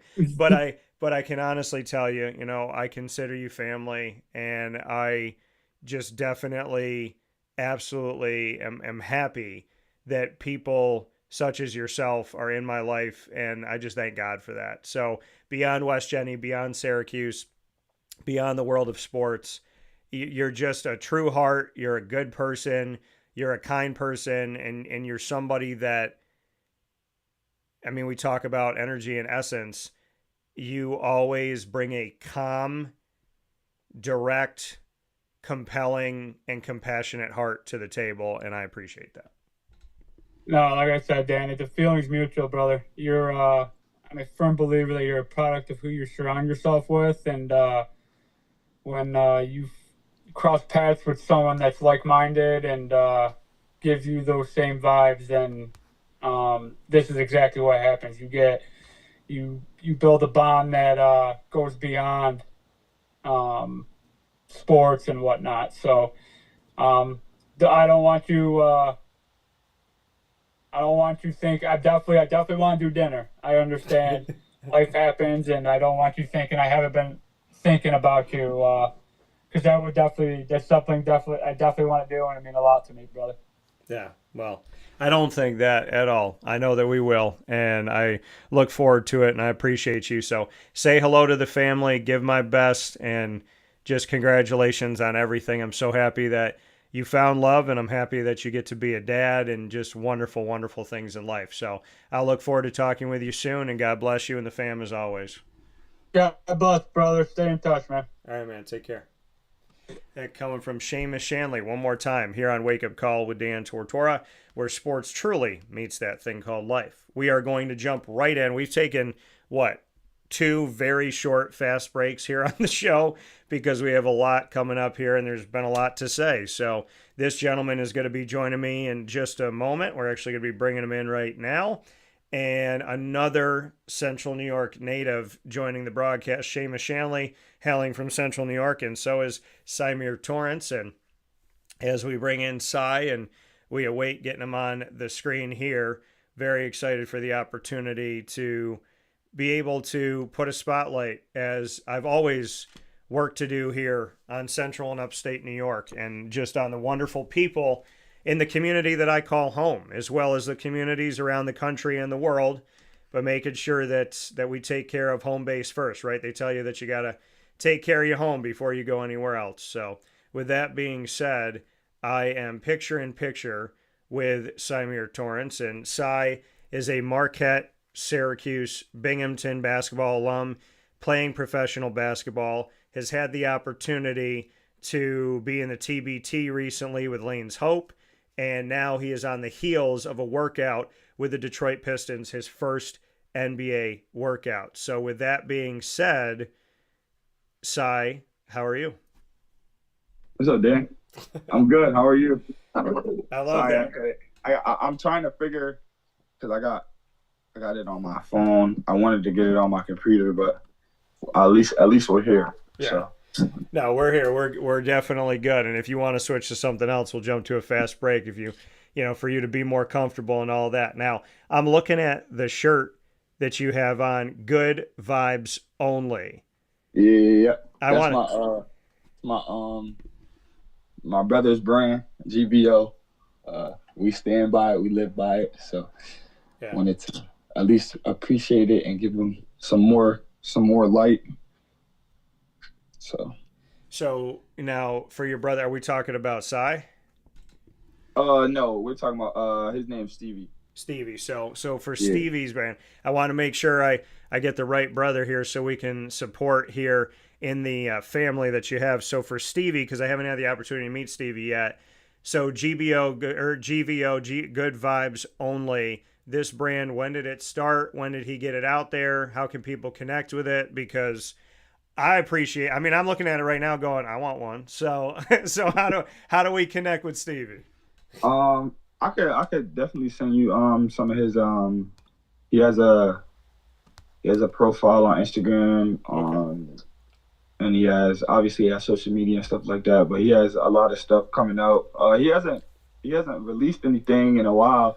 I've been on him because a lot of people have been talking about it, and of course I've been wearing it. You know, I like wearing people around me's gear, especially if you're local and stuff like that. Just because I love the people that come from Syracuse. So, well, Dan Tortora Broadcast Media has its own store with all of our show logos and our company logo on there. Does that mean I gotta make sure that Si's got something from my company? For sure. So I can rep it wherever I go. Yeah. That's right. Overseas, different states. Doesn't matter where I am. I'm gonna rep people from the 315. So. No, and I appreciate that. I know I got to see you a couple weeks ago at an awesome place that I love that people have now. And I always say, you know, it would have been great to have when you and I were growing up, coming up in the 315 over at Game Point Sports Complex. And, you know, you and I talk about this all the time. You're a very cerebral person. And so I know we talked while we were there, and I was talking to John Ball and all that. And then I had said to you, like, are you good? Because I know your brain's always working. So how have these last few months been for you, and just how everything's been going? Because to me, it is always a blessing to see you. I love seeing the smile. And I also know that you are such a deep thinker, kind of like a put your hand to the earth and can feel things. So how have the last few months been for you, as you are that person that really tries to go beyond just kind of the moment that you're in, so to speak? Yeah, for sure. I think a lot of the things that I do, obviously it's a blessing, and I can only thank one man that's above. Always give him the glory that he deserves. Yeah, because he deserves it every day. But I just been trying to go day by day, you know. I think that's the next goal for me. Not thinking too far into things, and not looking too far into the past. Feel like I'm better when I am where my feet is. A lot of the times it's hard to do because of who you are and what's around you and stuff like that. So it can be difficult at times, but I feel like I'm in the right headspace, the right groove, and you know, I just have a stronger relationship than God. I feel like every day is getting stronger, and that's all I can ask for. So yeah, you know, and that day that I saw you, and you talk about relationships and that relationship with God being most important, I appreciate more than anything else the relationships that you have formed. When you and I saw each other, I was asked to come over to the Boeheim camp and be there with Buddy and Jimmy, and, you know, speak with them, catch up with them and whatnot. And you were helping out at the camp and spending some time there. Just bring me into that, you know, being there at the Game Point Sports Complex, being there with the Boeheims, and, you know, this is something where you formed relationships and you formed bonds. And so I guess there's two things on my mind. One, just what it was like for you to be there and get to be around some of your familiar faces. And then the second question would be, who smiles more, you or Buddy? That's a good question. I don't know. I mean, as long as we're smiling, I feel like that's the most important thing. I don't know. I think that's kind of hard because Buddy does smile a lot. I don't know. That's tough. I'll give it a tie. I can't even say me like that. That's really tough. And if like you actually like know Buddy and been around Buddy, he does smile a lot. He cracks jokes a lot. So we're two very happy people. But being there at the camp, yeah, me and Buddy have a long time relationship since I want to say 5th grade or even before that. He's just trusted me. It's been an honor to just be around him. You know, when you're around somebody for so long, then you can really feel and believe that they trust you and and that they just want nothing but the best for you. You don't see, at least nowadays, you don't see too many 10 plus to 15 plus people that's like just been hanging around each other. But like that's missed out in today's world. But yeah, my bond with Buddy, we just go way back. Even without the basketball, like we have a special relationship. And I appreciate him and everything he does for me. His family included. I love the Bayheims. They gave me so many different opportunities. So I can just say nothing but good things about them. The camp itself, it was really fun. I love just working with kids, trying to give back in any way possible, especially with the basketball. Yeah. But it was fun. I feel like this was my second year doing it with them. My first year was at Fayetteville YMCA. That was a much bigger camp as far as how many kids were there 2 years ago, and that was also with Eric Devendorf.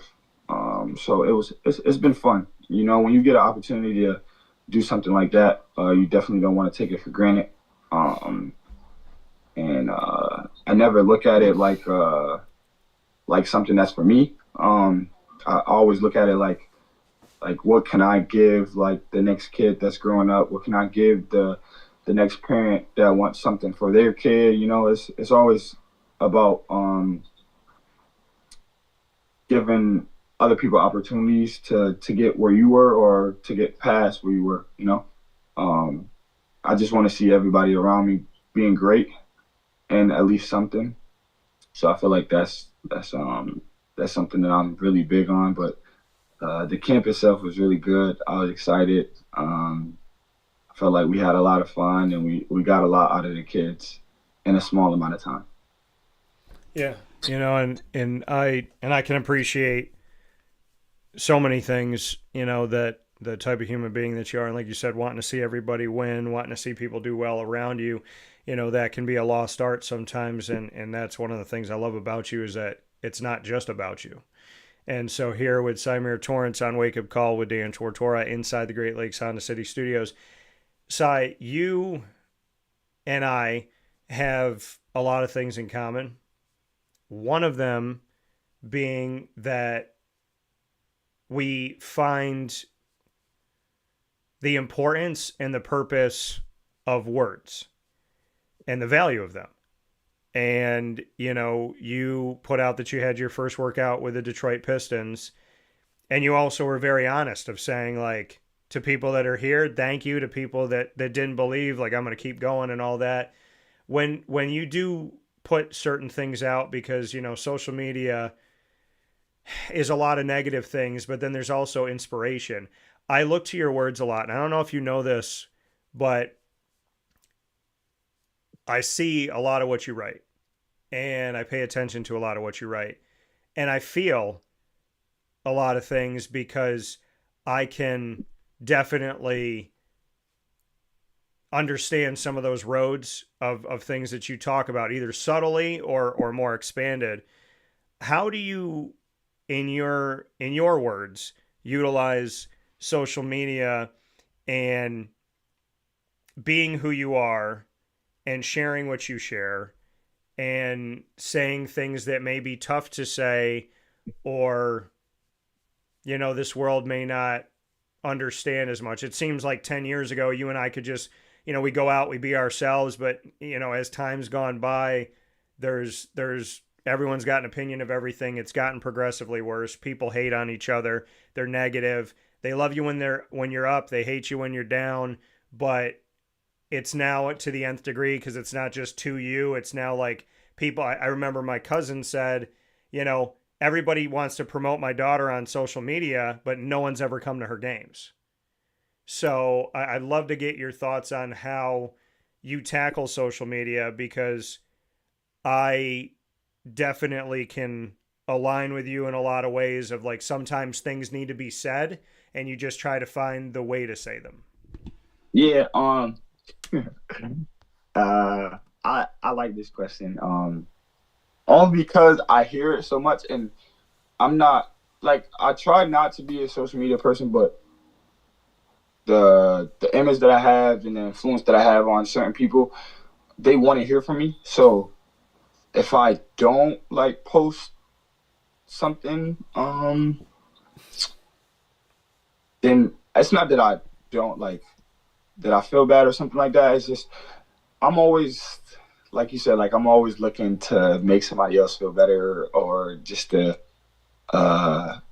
kind of uplift them in a way.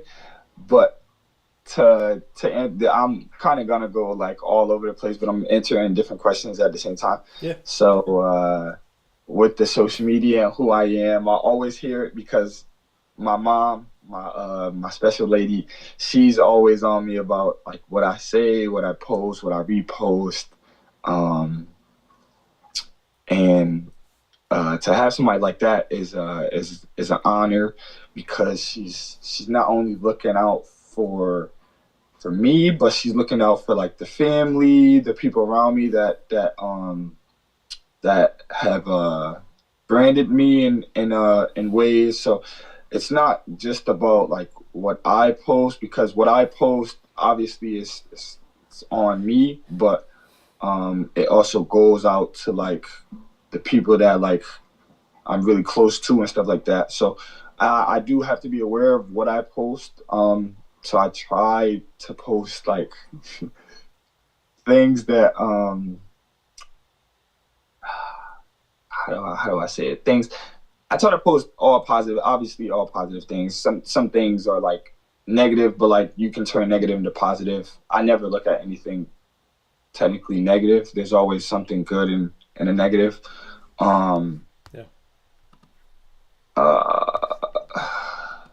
Sorry, I was trying to join with this computer too, but I don't think I'm gonna be able to do it, which is fine. But yeah, like a lot of kids, they talk about it a lot on what I post. Even adults. I'm actually glad you said something, because I like when I post something, I don't see who reacts. I don't see who like shares it. Sometimes like I'm just in my own space, and I just post it just off of feelings and how my day is going or something like that, or I may like a quote or something and I'll just repost it. But it can be scary in a way, because the amount of people that actually like see what I post, they may take it the wrong way. But then again, it is my job, but it's not my job to like make you understand it how I understand it, because everybody understands things in different ways. Yeah. But that's my point in posting it, because I might post something in my own way, thinking it's whatever, but you may see it and you may think a different way. Now, that's technically what I'm trying to get at, because words mean a lot. Words can mean different things to different people, because of based on stories. I feel like a lot of quotes and words influence me to like think and do better, if that makes sense. Yeah. It's kind of like, how do I explain it? It's it's kind of like I'm a visual learner. If I see words, I can picture like certain stuff. So, for instance, let me check that. Let me try to give you an example. Try to go to something I reposted. I'll do two examples. So when I go to my Facebook and I go to my page, my profile page, I have something that I posted that's pinned that you see right away when you first go on my page and you scroll down, and it says, "Ain't no more complaining, ain't no more excuses.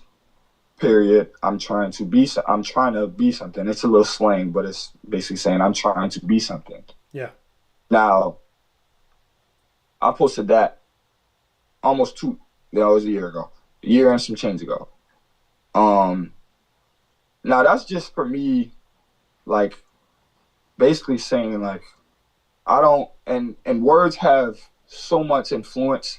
And I just also posted something that I said 3 times: manifest, manifest, manifest. And with those two things that I've posted going together, whatever you like put out into the world, it can happen. So like, the more you say your goals in a way, the more you say what's on your mind, positivity, obviously, the more you speak stuff, the more things happen. And I feel like God, he teaches that in the Bible as well. But you just got to believe it. And that's what I mean by manifesting it, is when you put it out there, it's like writing it down almost. Like, you remember it and your brain tells you what you remember and what you saw. So I'm just basically going off of like, okay, I said this, now I have to basically repeat it. I have to go about it. Like, I'm not the person to say anything and not live by it. Like, I don't come from that. My mom didn't raise me that way. So, with that being said, it's all like things that kind of go through my mind. Like you said, like, I'm always busy and my mind's racing and stuff like that. Like, I do have a lot on my mind, and I feel like it's a good thing. It's not really a bad thing. It's just knowing how to control it. So yeah. But yeah, I kind of put out a lot of stuff for different reasons. And I hope people just like kind of take something that I put out and kind of like go after something that they're thinking about as soon as they think of it. And meaning by that is, when I said no more complaining, no more none of that, it's just time to grow up. You know, you got to let the past be the past. Things happen for a reason. It's just all about what's next, you know, good or bad. You know, we have a lot of good moments, we have a lot of bad moments, but we can't stay within those moments. You got to make more moments, you know. So that's just where I'm coming from and stuff like that. So yeah, no, and I love it, and I can appreciate going through that journey of conversation with you about why you do and what you do. There is something that you wrote that I think, I mean, I would be remiss, and I don't want to see this woman and have me not say this, Miss Charisse. So I know that Syer put something out. I think I saw it on Instagram. You put this out. Happy birthday to my favorite person in the world, my sunshine.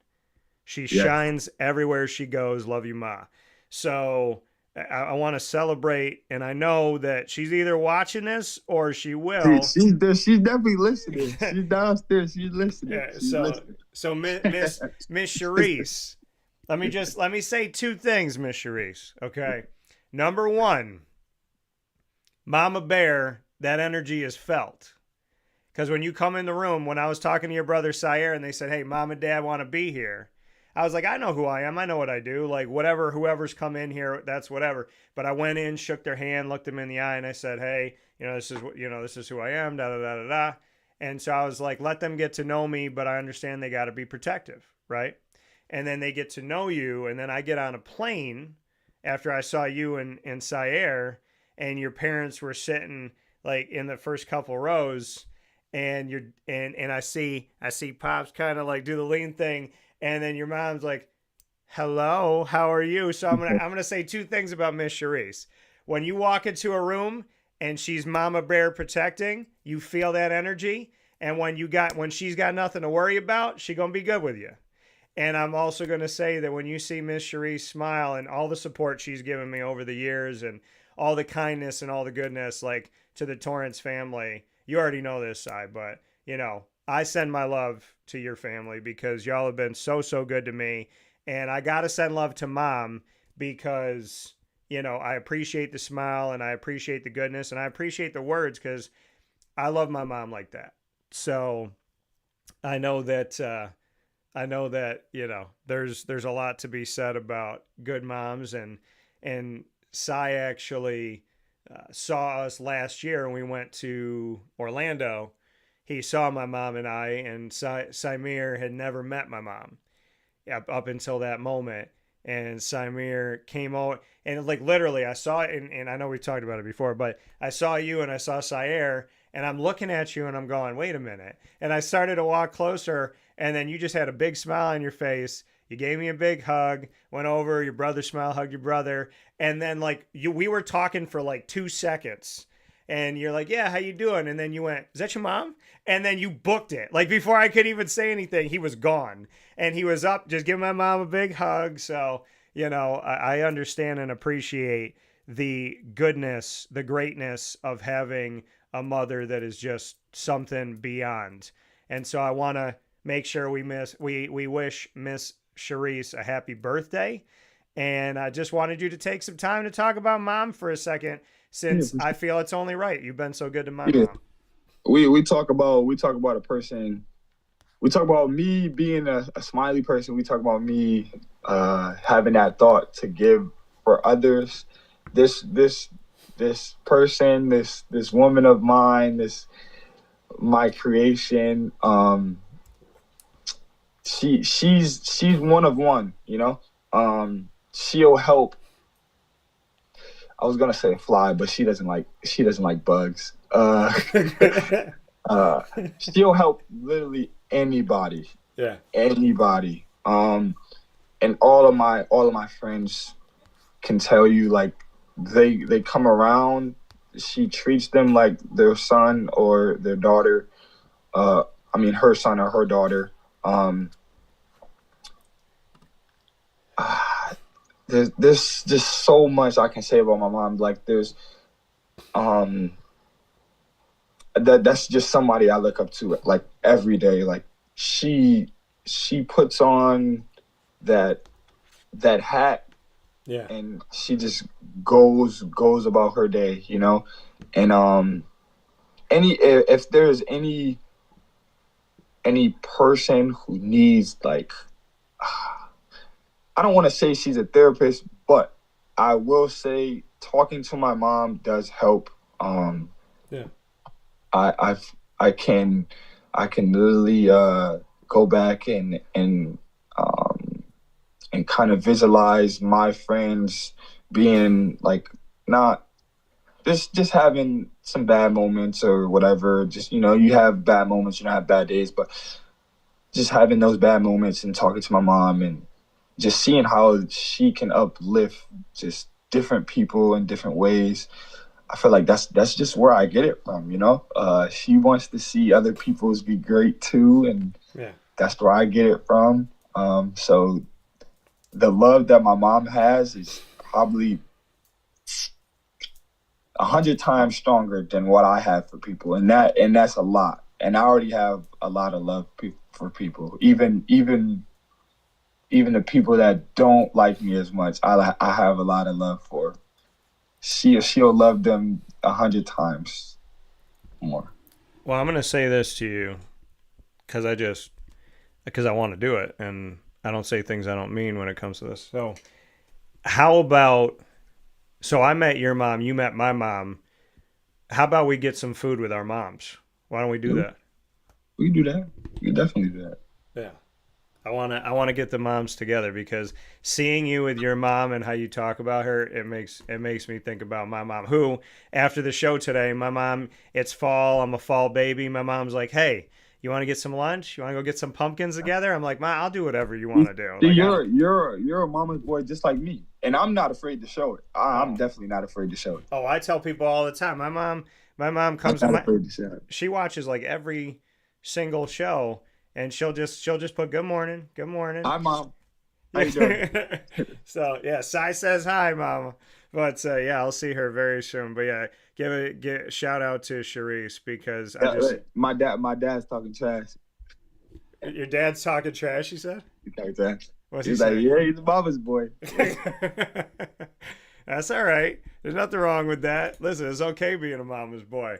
If you come from a good mama, it's the best thing. So I gotta definitely be, there's a few things I want to get into here before we hop out today. But one of the things I definitely want to celebrate is the fact that you had your first NBA tryout.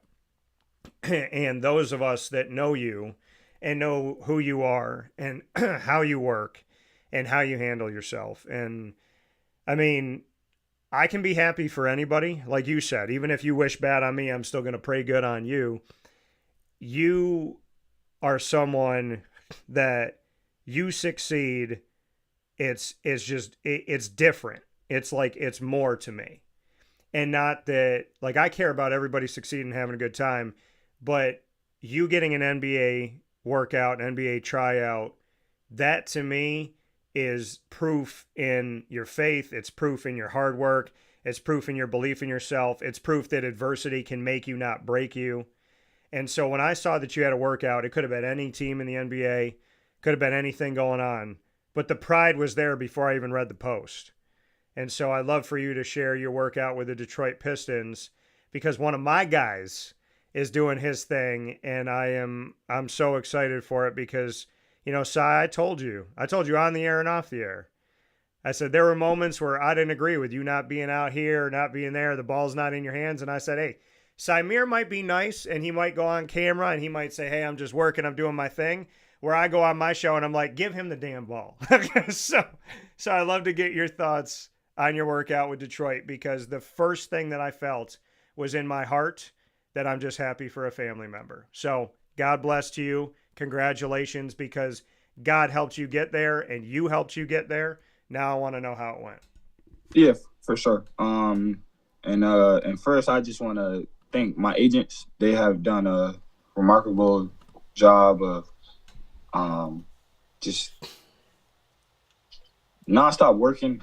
I trust them. They trust me. They've known me for a long time. So shout out to them for giving me this opportunity.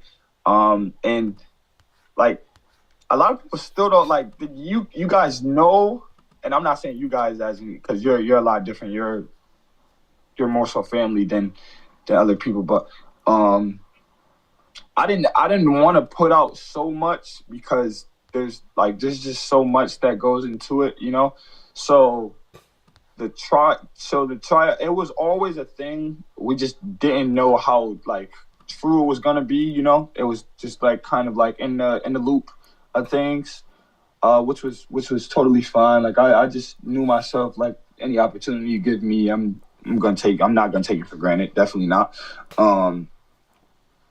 So when this came about, it was always okay, this is pretty cool. Yeah. And it's I had to go back and kind of reminisce on when I was a kid and my dreams and stuff. So I'm and I didn't forget about my dreams, but you get older, you can start to not forget, but kind of put aside what you had when you were a kid, in a way. But then some things will kind of remind you of keep your dreams when you're a kid. Yeah. And this was one of those things. But to like kind of have like a better understanding for people is, so this try, it was the NBA / G League tryout. It was close to like 35 people there. And obviously it went well, because there's more that I have to say after. But where was I gonna start? But yeah, just the opportunity itself. This is why not burning bridges or connecting with people and keeping just people around, and not just keeping them around because it sounds a little weird saying that, but like just keeping people up to date with yourself, and just making sure like the time that you spend with people wasn't like taken for granted, you know? So what I'm trying to say is basically like, what got me here was faith for sure, connections, big connections. Like, I'm talking, when I got there, people already knew who I was, and me knowing like I haven't, excuse my language, I know my mom is gonna be pissed, but excuse my language, but I haven't done shit in college. I didn't. It just was what it was. I had to suck it up and just deal with it. Like, my first 4 years, like I said, like I posted, I didn't do anything. Like, my freshman year, I was behind the All-American. Shout out to my boy Marcus. My second year was COVID. A lot of things were happening. COVID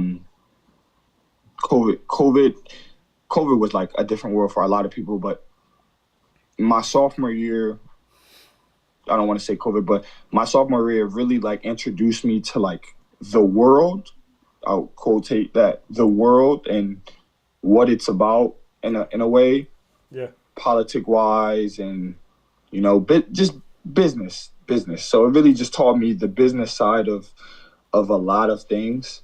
My junior year was basically me finding myself again. That's why I came back home. A lot of people don't know that. I lost myself. Like, I didn't lose myself in 2020, but there's a big chunk of me missing that I just needed back. That's why I came back home.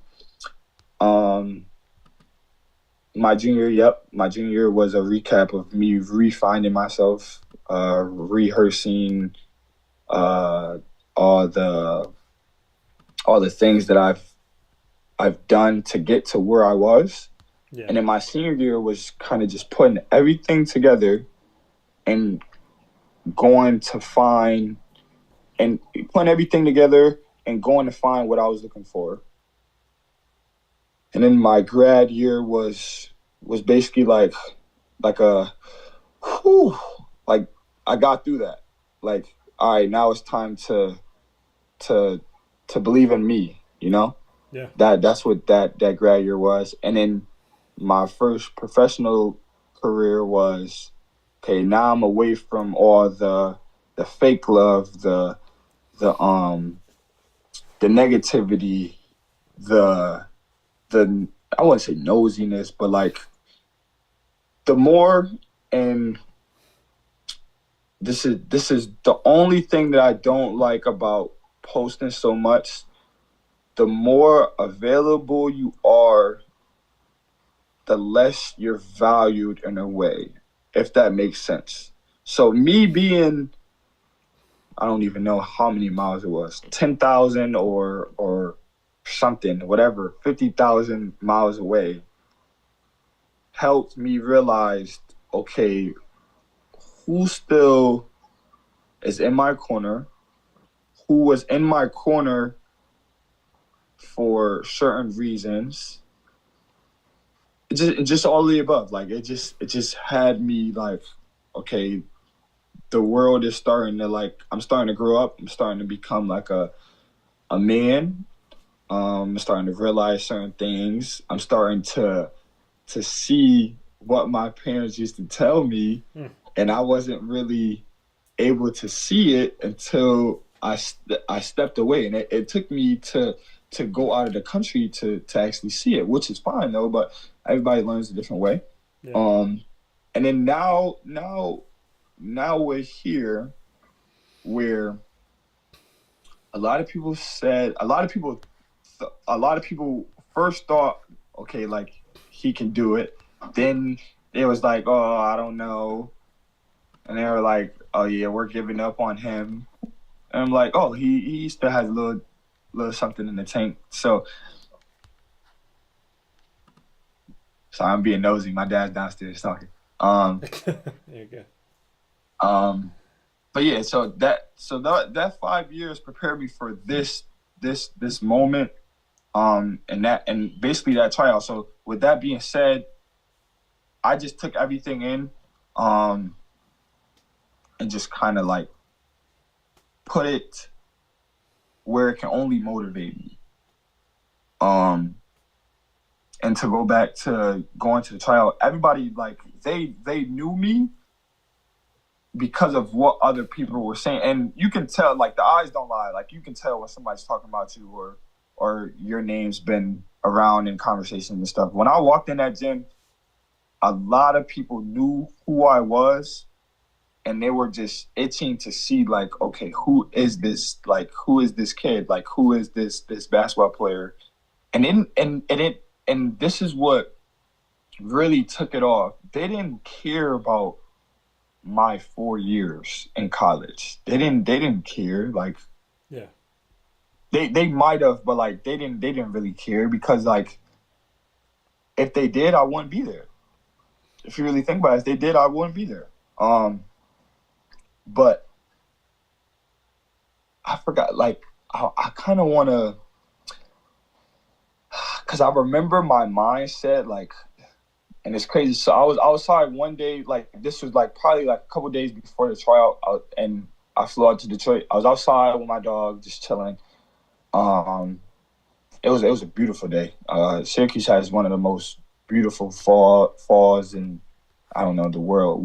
We're in fall, and sometimes some days it feels like we're in summer. Some days it feels like spring. It just doesn't feel like fall sometimes. Yeah. But I was outside, I was chilling, and one of my cousins came up. He always, like, here and there comes up on a bike.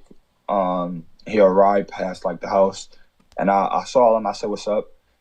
And then he asked me, like, what's going on, da-da-da, and I told him. I didn't tell too many people about what was going on, because I wanted to focus, you know. I didn't want to hear all the different things, and just people can just be talking sometimes, you know.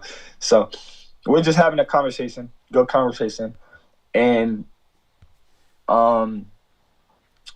he's asking me, like, okay, like, and this tryout, and it was a really good question too. He was like, during tryouts like this or during things like this, do you go out there being yourself, or do you go out there? And what he means by being myself, he means like, do I go out there unselfish? Do I go out there and be me? Like, I'm a very unselfish point guard, da-da-da. And then he was like, do you go out there being unselfish, being yourself, or do you go out there being greedy? Because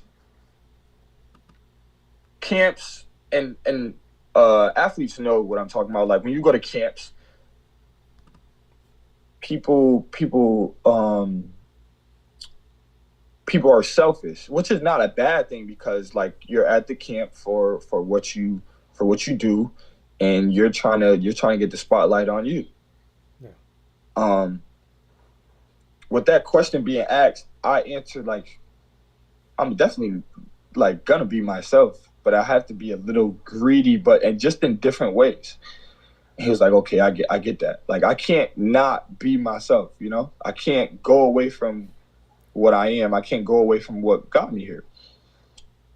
And his question was basically like, because, like I said, like, you have people who are invited to things like this. And me and my mom talk about it all the time. Like, when we were little, I used to go to camps, big time camps. And they used to like tell us like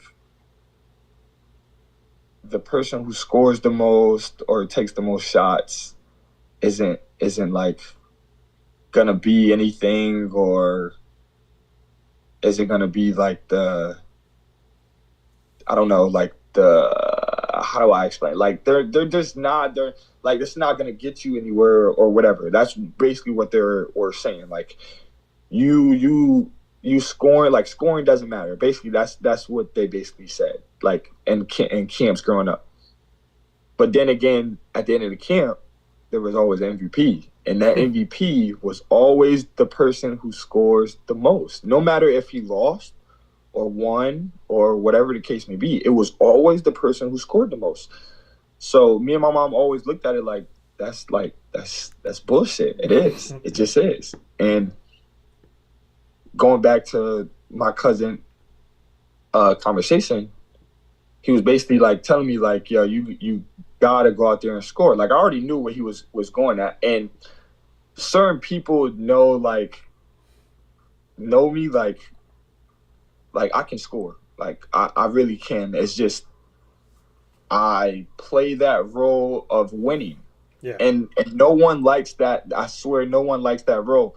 But it takes some sacrifices, it does. But at the end of the day, like I swear I would rather win than to score however many points and lose. Like I really hate losing. I really do. So with that being said, it was just like, and this was like a good conversation for me because I kind of needed to hear somebody's like different mindset and stuff like that. So it was just like this is not something that you just not take for granted, but this is not something that you just go out there and just say you did. Like you wanna stamp yourself. You wanna be reminded. You wanna showcase like just a lot of different things. Like I'm not just going out there putting on a show for Symir Torrence and the Torrence family. I'm putting on a show for the 315. I'm putting on a show for my past colleges that I went to. I'm putting on a show for people who coached me down the line. I'm putting on a show for people who like look up to me. Like it's a lot of things that come upon this. So me going out there and having that conversation, shout out to my cousin Vinny for having that conversation with me. It just put me in the right mind state and mind frame. So when I went out there, like I said, like I had a lot of eyes on me and da da da da da. But I'm talking a lot, but I like story time. So boom. So leading up to this whole trial, I was in the gym, obviously, but I'm not showing that I'm in the gym. So people are probably like, what is he doing? Like, I only post quotes now, and I only share things from different people to like, you know, give them their shine and stuff like that. I rarely post what I'm doing. Yeah. So it bothers people in a way, and I know it bothers people because I can see it, and I'm smiling because my dad used to always tell me, like, no matter how much you are loved, there's always people who want to see you fall. And this is something that I've been seeing for a little while now. So me seeing who those people are, I'm not mad or anything, but it's just like, okay, now I know who you are. And I'm not gonna let you know who you are. I'm just gonna keep like playing that role. I'm gonna play that role. It's either you know that I know or you don't know. So but yeah, so leading up to the workout, I was in the gym and I was with somebody. Like I either had a rebounder or I had somebody that was shooting with me. And it's always good to go somewhere with somebody because you're pushing each other in different ways, and just things kind of go more better when you have somebody there working just as hard with you. So leading up to that, like I'm working, and my boy, I'll say his name in a little bit. My boy goes, I think I got a haircut. My workout was Saturday afternoon. I got a haircut Thursday, and we worked out that Thursday night.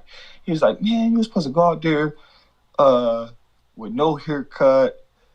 You're supposed to go out there like it's supposed to be like a grimy, like gritty type of feeling." And I'm like I hear him. I'm like, nah, I want to go out there looking clean, you know. Deion Sanders, like I love Deion Sanders. I love Deion Sanders, and one of his quotes is, "You look good, you play good, they pay good." So that's something that like that's always like I can't like some maybe here and there depending on the situation. I can't go out there looking like, you know, I gotta look clean, I gotta look fresh, because it just feels better. So boom. So then now I'm going out there. So I get to the tryout, register, and so now in the back of my head, I'm looking at like all the players. I'm like, a lot of these people don't have haircuts. So I'm like, oh, okay. Like I see the mood, I see the timing that people is on right now. Like, okay, y'all think y'all just gonna come in and just be like that gritty type of person. Like, I get it. Like, everybody wants to be that, but like, that's not you. Like, you know, you got to go to what you know. You got to go to who you are. And I can be that person. It's just like, I like playing the image of playing like, oh, he's not that person, but he really is that person. But I don't know if he is that person, if that makes sense. So with that being said, like I'm looking, I'm like, oh, okay, it's a lot of people without haircuts. Like, okay, y'all came here. Basically, I'm saying they basically came here on that time, and like yeah, like I'm gonna get what I deserve. Da da da da da. Like that's how I'm looking at it. Yeah. Not really looking at it as anything else, but how I'm looking at it is motivating me. Like, yeah, like it's like, yeah, okay, all right, bet. So boom, we the tryouts, I'll kind of explain, like, not very detailed, but I'll explain like kind of how it went. So register, we came in, they talked, they let us shoot around for a little bit. Then we got measured wingspan, height, and weight. By the way, I've never been this weight since I was at Marquette. Yeah. Then they kind of warmed us up. Then they put us on teams. So there's 4 teams. Every team has at least 3 or 4 subs. So that gives you the kind of the number that they had at the camp, and it's invite only. Like I didn't put that in my post either, but this was an invite. This is not a camp where, oh, my agent knew the Detroit Pistons GM and he got me this. Like, no, they're out there doing their research. They're out there recruiting, and they chose me. So boom, they put us on teams. Then they let us play. I'll just say, like, my team, we first went 2-0. And then we played another undefeated team. They beat us. And then after that, we played a championship game. Yeah. And they beat us again. But I'll kind of explain, like, how that went, because it's kind of funny. So the championship game was to 7. Game goes to 7. Still same thing involves 2s and 3s. Layups are 2s and 3-pointers are 3s. And game goes to 7, straight to 7. I started every game. Started this game too, this championship game. And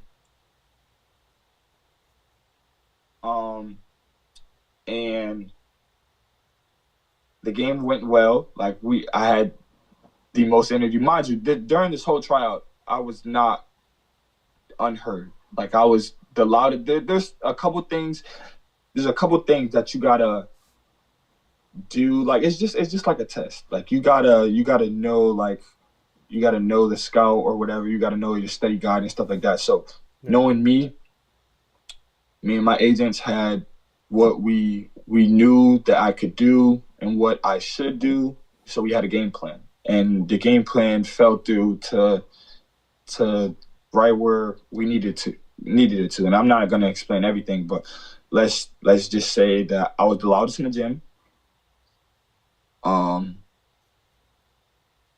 I was very dangerous on defense, very dangerous, causing a lot of turnovers, and I was winning. I'll just say those three things, and none of those three things says scoring.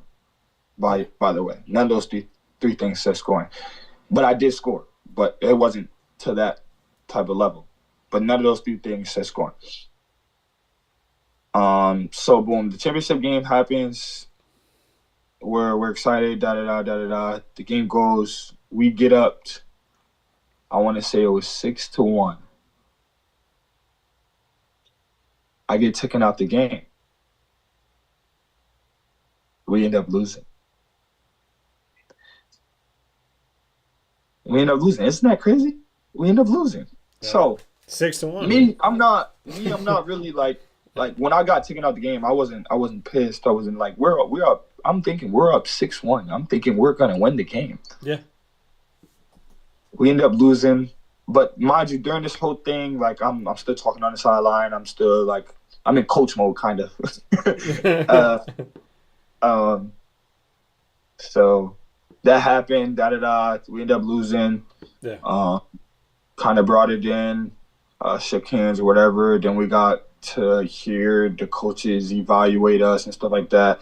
And sometimes I feel like, which is a bad thing, because I do this sometimes too. Like you just got to, you got to know your audience in a certain way. But they said that was the best tryout in 3 years. Now I don't know how true that is, but just to hear that was really good. Yeah. And then they had somebody, I forgot his name, and that's really bad of me, and I don't usually do that.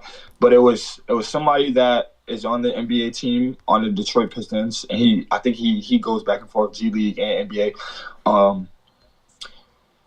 And they basically brought him in to speak to us and basically say, like, this is a person that you guys have watched on TV right now that was just in our shoes in this tryout and just worked his way up to this.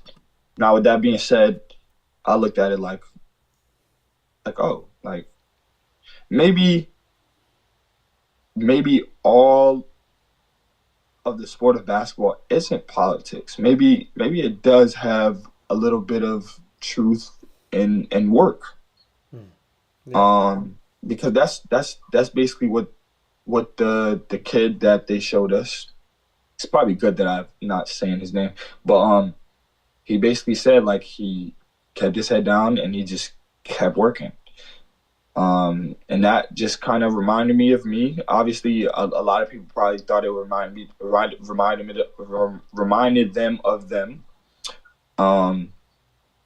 which is good. But that just shows you that the work will always show. And then after that, they basically said, "All right, time to go." So they got to evaluate us. Yeah. And certain shit, like, and stuff like that. Obviously, the cameras are rolling, so they get to rewind and rewatch and stuff like that. So, after the camp, I felt good. There was no regrets whatsoever. Obviously, like, there's times that, and I do this often. I still do this to this day, where I'll visualize a certain game that I played at Syracuse or Marquette, and I'll be like, "Damn, why did I do that?" Or "Why did I do this?" I had no visual of this tryout, and I might later on, but since I've left, I have no visual of this tryout. So that either means I put everything on the line, or or I kind of just like went road and just was in the moment, which was the best thing for me. Like, you know, you kind of want to be in the moment and stuff like that. But it, like I said, it went good. So boom, it was a tryout. A lot of people don't know that it was a G League tryout. So obviously, like the NBA is watching it, and it's the NBA as an organization, Detroit Pistons, but it was a G League tryout. And with the amount of people that they invited, they only took 3. And I was one of those 3. So now I'm going back for training camp with, I think, I don't want to say both, but definitely the G League team. I know the Detroit Pistons staff will be there because I did get a lot of info on that, and a lot of people in the Detroit Pistons staff, like I know, like I've played with Isaiah Stewart. He's still on the team, so I reached out when I was there. He probably was too busy. You know how NBA players are. You know their phones is always ringing and stuff like that. But that's my boy. He ended up reaching back out to me. He told me that I had a good tryout and stuff like that, and that they were talking good and highly of me. So my mind frame after he told me that was already like good. It just went probably even better that he told me that. And then probably like a day, I don't even know if it was a day later. It might have been like a couple hours later that they chose me to come back for the training camp. Yeah. So now it's still not guaranteed. I know a lot of people are saying congratulations, and I appreciate that. I really do, because not a lot of people get this opportunity. Not a lot of people get another opportunity to go back. So even though that it's not confirmed, I still appreciate it. And I still just got work to do. That's why I'm still being humble as I am. Still in the gym, still working, still looking to prove myself right. And that's just what's been going on. So from here on out, I'll just be, locked in and training for that training camp.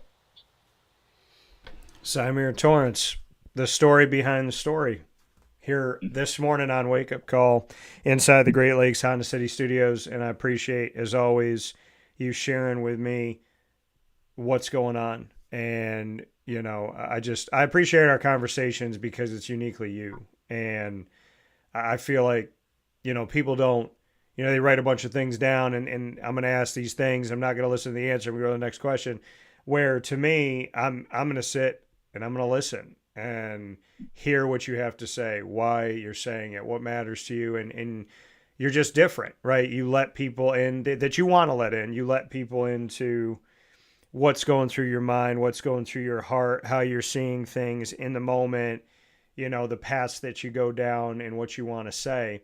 So I'm happy. I'm going to say congratulations because I know you're going to do your thing. So I'm going to say it knowing that I'm not worried about down the road side, because I know you're going to take care of business and I know God's got you and I know you have a good support system. So we're going to round out this show as we get set for the next opportunity for you, whatever that may be. Let's do some rapid fire. You get to ask me the first question. What do you got for me?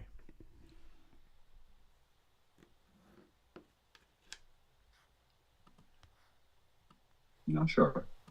We got 3 questions, right? Yeah, 3 questions, yeah.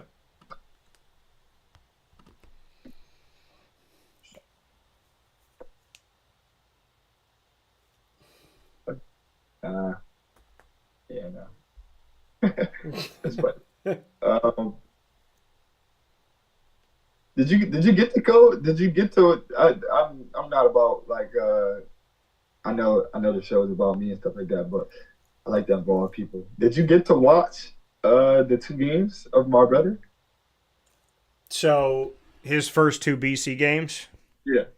So I have everything recorded. I record like literally the entire NCAA football, whatever game is playing, whatever day. I want to thank YouTube TV. So I have to go back and I have to watch his games because I have been. Last week was insane. This week was a little bit lighter. I had 2 events the last 2 days. But yeah, so I have to go back and sit and watch. I did see the posts of where he stood. I did talk to the CBA staff and, about where he was before he went out and that he was in the top 5 in the nation and he was doing a hell of a job. I did see things he posted. I saw some of the things he was doing in training camp. But the 2 physical games themselves are, I believe, on the DVR right now. So I have to go back and watch them. Well, let me just say, like, his story is great too, just because, like, for him to go not playing, and I think we talked about it a little bit. For him to go not playing, for the next year to go CB1 is just crazy to me. That just shows the dedication and the hard work that was really put into it. Like, it's still a shocker to me. Like, wow, that really happened. And then obviously this happened, but it's not a bad. Obviously, it's a bad thing because he's not playing. But now we get to strengthen things that were, I wouldn't say weak, but that weren't as strong. Yeah, and I think he has an opportunity now because, I believe he didn't use his red shirt last year. He was a true freshman. So, we're still looking at 3 more years depending on what happens. But again, am I surprised that Cy went from primarily on special teams last year to being, CB1, like you said? I asked Bill O'Brien, and I talked with you about this when I saw you, the head coach. I interviewed Bill, and then he came off the stage, and I said, hey, I want to ask you about Symir Torrence. I said, I know him. We went to the same school, whatever, from the same place. And I said, I just want to get your thoughts. And he looked right at me, and he was like, Dan, I want to tell you right now, and I'm paraphrasing, but he said the essence of this, because I don't want to miss a word that he said. But he said he is going to play a lot for us this year. He's like, Cy is going to be out there he's going to be playing a lot if he doesn't start. Like, so he left me with, he's definitely going to be playing a lot. He may end up being our starter. And that was before he was CB1. So, hearing that, I was elated. And I told you because, you're his brother, and obviously you need to know that information.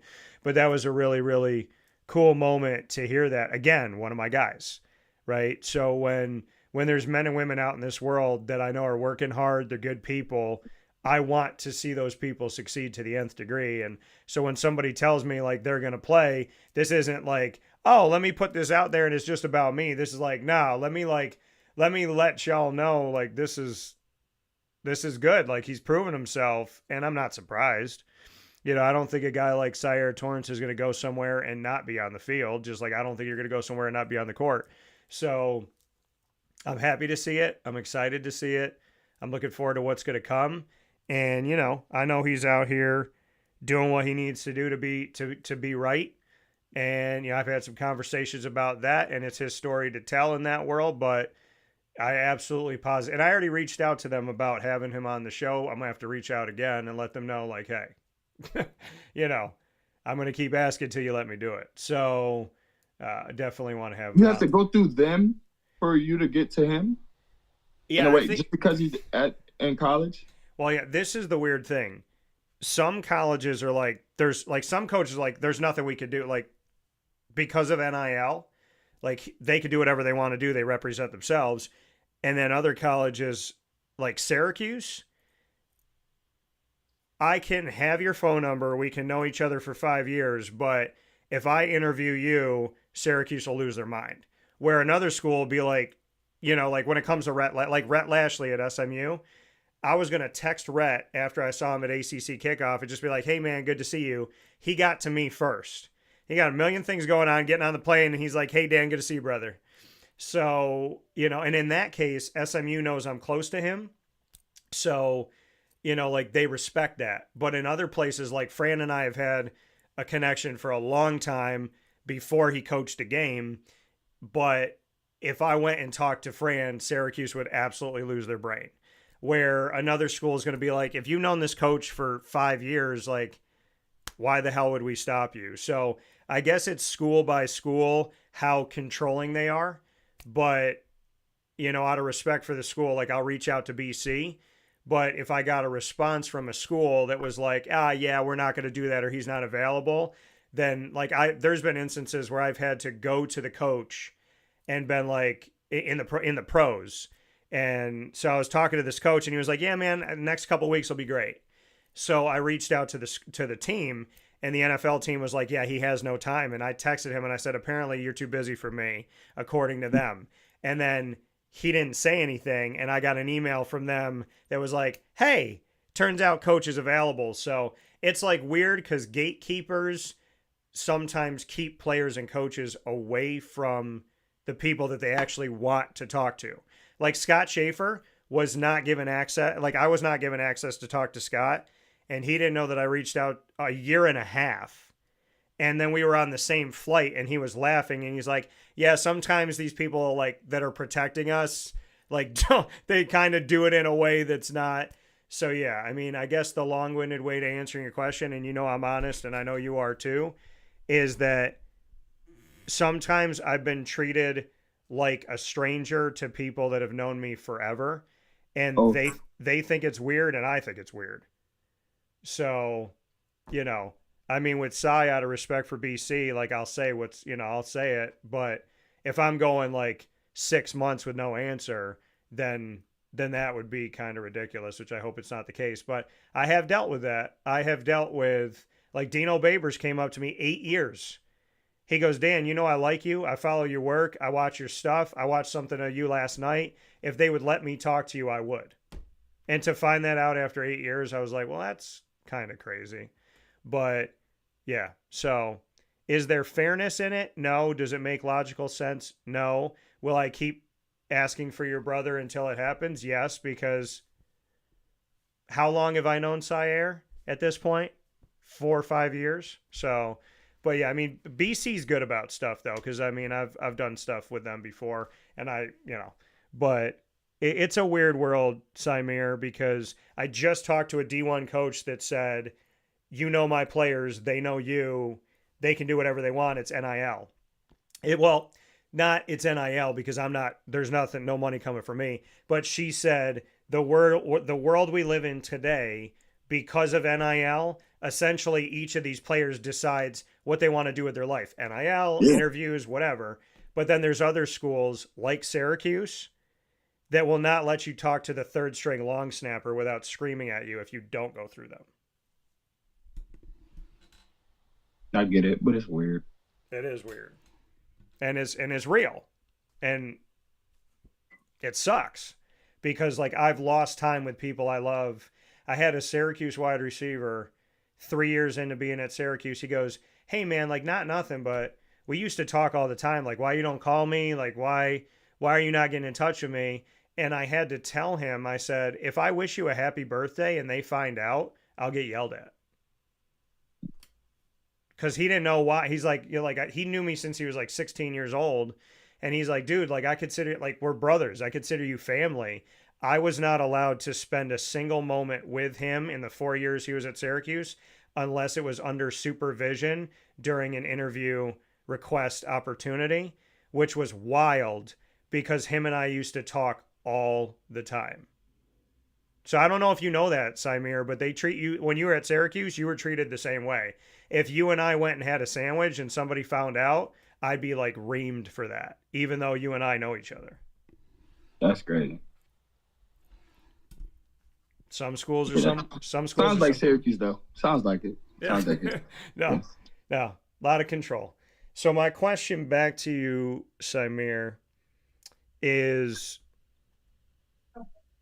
what is one thing outside of basketball that, like one activity that you want to do as a big kid? Like it's just something that would be fun for you and exciting that you've never done before that you want to do.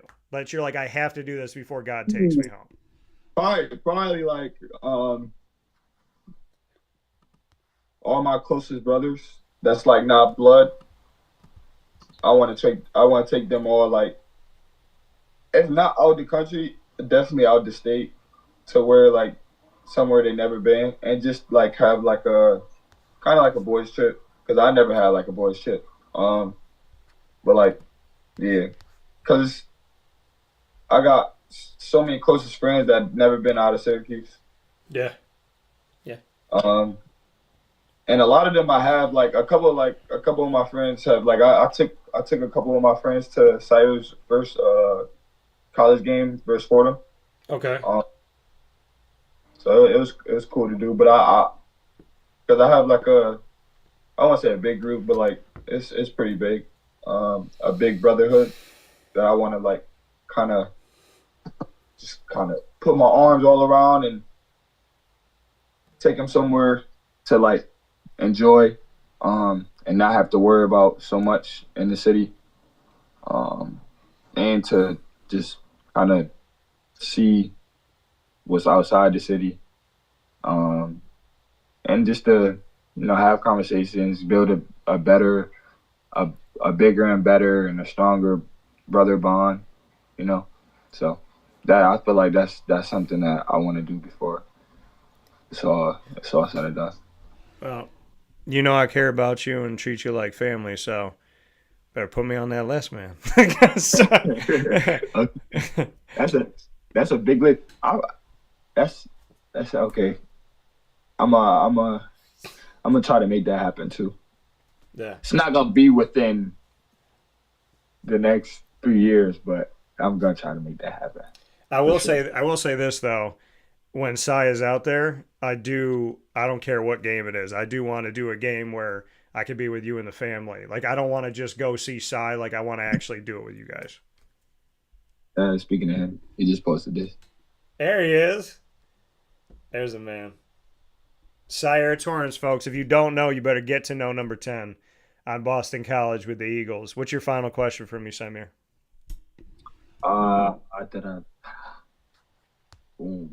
If you could be any animal, what would you be and why? If I could be any animal, what would I be and why? Man. There's two answers. I would be a lion because Daniel in the Lion's Den means a lot to me and it speaks a lot to me.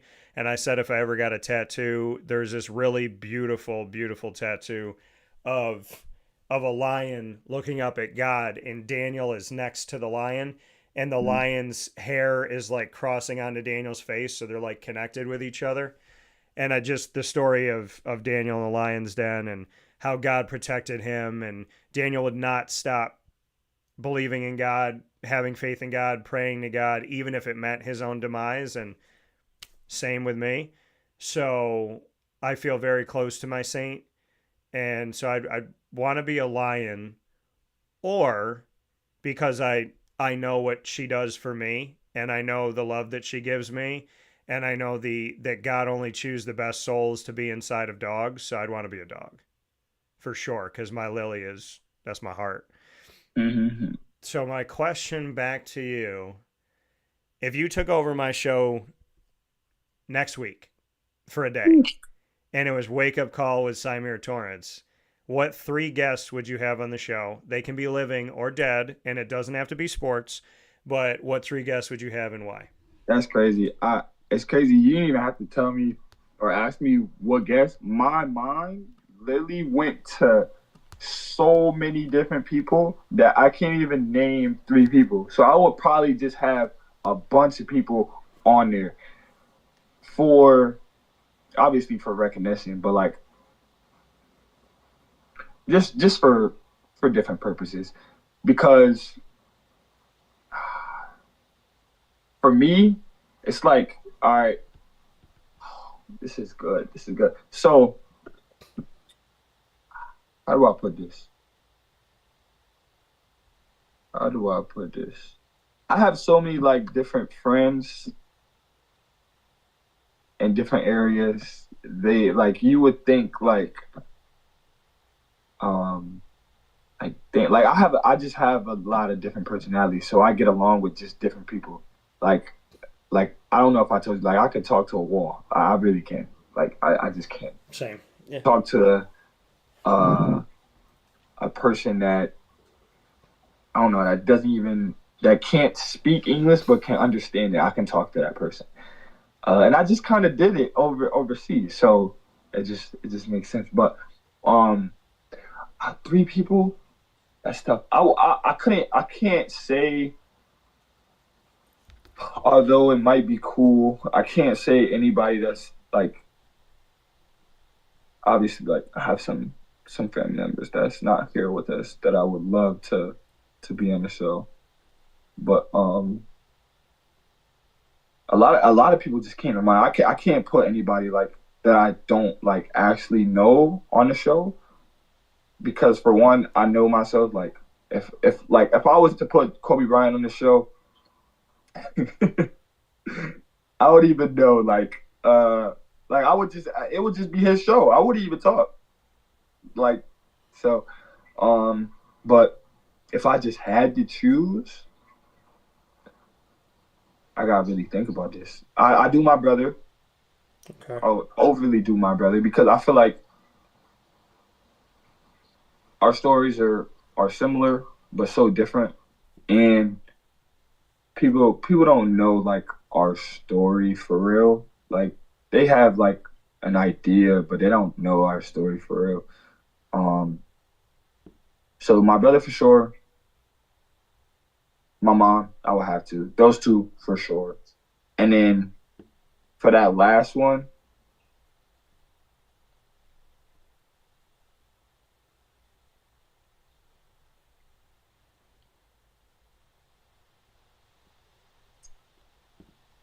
would be tough.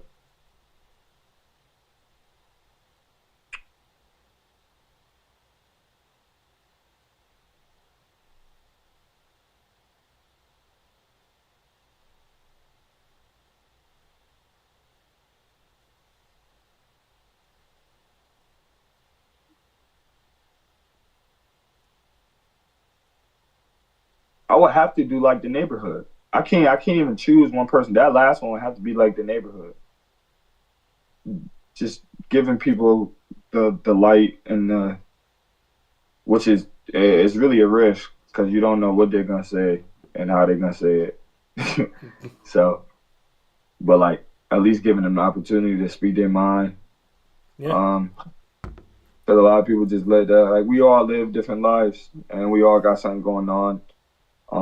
I wish everybody like really understood that, like, and it would like, and I'm still learning to do this. And my mom, she's still teaching me, like, you don't have to react to everything. Yeah. But yeah, I would have to do like the neighborhood. Symir Torrence here with us on Wake Up Call with Dan Tortora inside the Great Lakes Honda City Studios. It's always a real conversation. It's always genuine. It's always in the moment. It's always thinking through the process. And it's always time well spent. And, you know, I love you. And I'm always checking in on you because I care. And I'm just happy, man. I'm always happy to see you. And we got to get our moms together and have that breaking of the bread together. But let me just say thank you for always being good to me, always making time for me. As much as, like you say, you post and you do things, you're very specific about who you talk to and spend your time with. I am the same. I used to be a lot different. You just trust everybody. And I had to kind of learn I could pray for everybody, but I can't necessarily trust everybody. So I just want to say thanks for our friendship and our bond. And I just appreciate you, man. I'm happy that you're a part of my life, honestly. Sure, I appreciate you, man. We came a long way. We're still going. It's only gonna get better from here. And yeah, you know, keep the faith, keep the loved ones around you. It gets greater. It does get greater. If you believe it, it does. Yeah, Well, amen to that. And to Stevie, let's remember, good vibes only. With that being said, I thank y'all so much. And Stevie, I got to get one, so we got to figure that out. But Cy, I appreciate you. Appreciate Mom and Dad. Appreciate the whole fam. Of course, Syer and Syer, you know we're praying and hoping the best for you always, man. Thanks for showing up and showing out. And I know that he has only just begun and he will only be greater. So thank you, Symir, and I look forward to talking with you soon. God bless. And may not only the Pistons, but everybody know that this man has just gotten started. Appreciate you, man. I love you. Appreciate you. Love you too. See you later. See you, brother.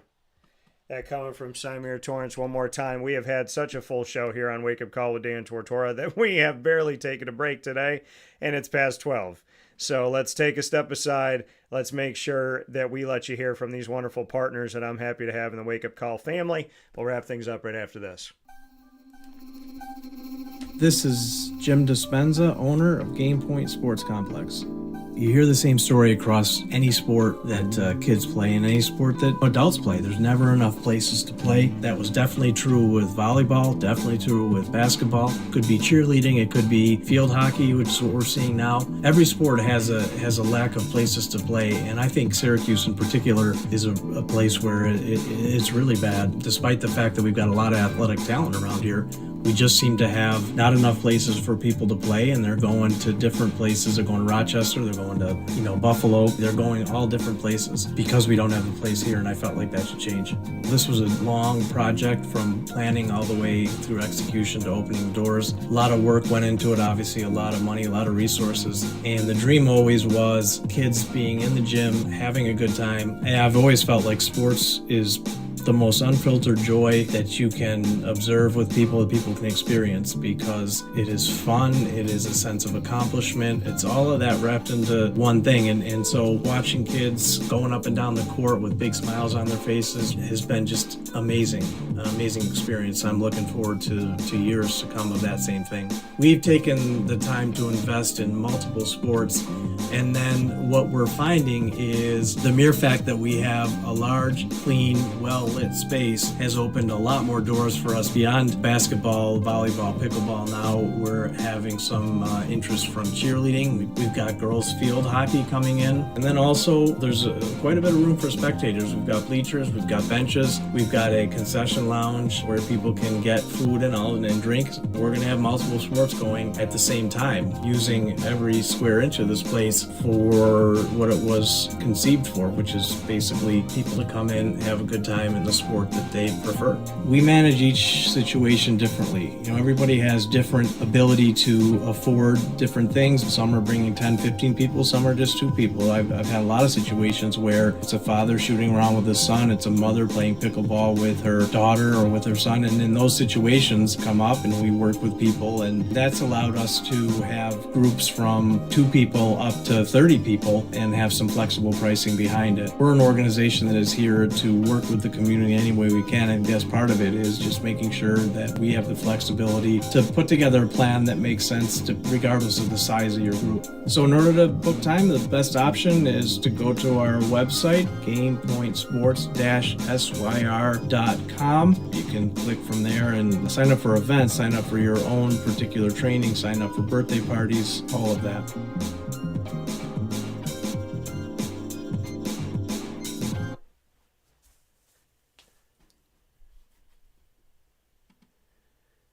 And now a message from Myers Creek Brewing Company, with locations at their Cazenovia Farm Brewery, Syracuse Inner Harbor Tap Room, and soon-to-be Lake Placid Tap Room. Well, I think first and foremost, the Feldmeyer family and our team are extremely passionate about what we do. We care very much about what we do. The Feldmeyer family is always investing. Our taproom management team, our brew management team, our marketing management team, and all of the team members that get after it every day, they leave it on the field. They put their heart and soul into it.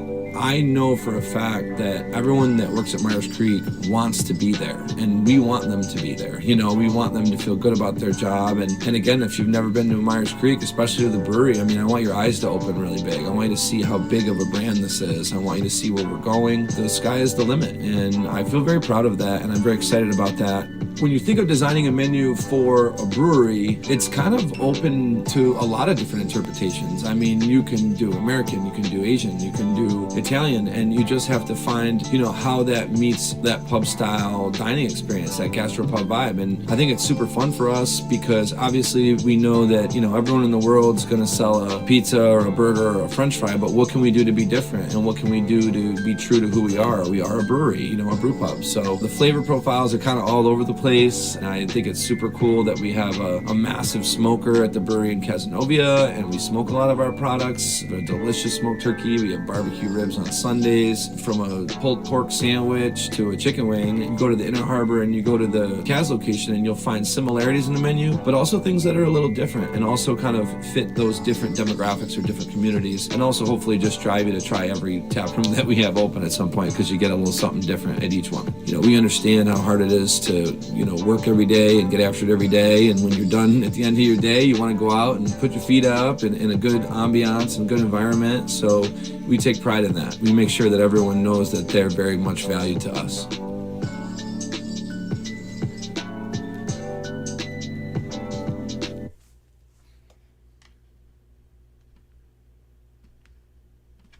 Avicoli's restaurant, located on 7839 Oswego Road in Liverpool, New York, has been serving our community for decades. Your place to go for home cooking on the corner of Route 57 and Wetzel Road is just minutes from Liverpool High School. And every single month, Wake Up Call with Dan Tortora is on site, on location, with Liverpool sports, student athletes, coaches, and administration telling their stories throughout the year. We look forward to seeing you on site at Avicoli's for their casual pizza side, their fine dining, as well as their bar. And of course, you can order online at myavicolis.com. That's myavicollis.com. For takeout, delivery, and catering, call 315-622-5100. That's 315-622-5100. Come on into the neighborhood spot, Avicoli's, open 7 days a week in Liverpool, New York.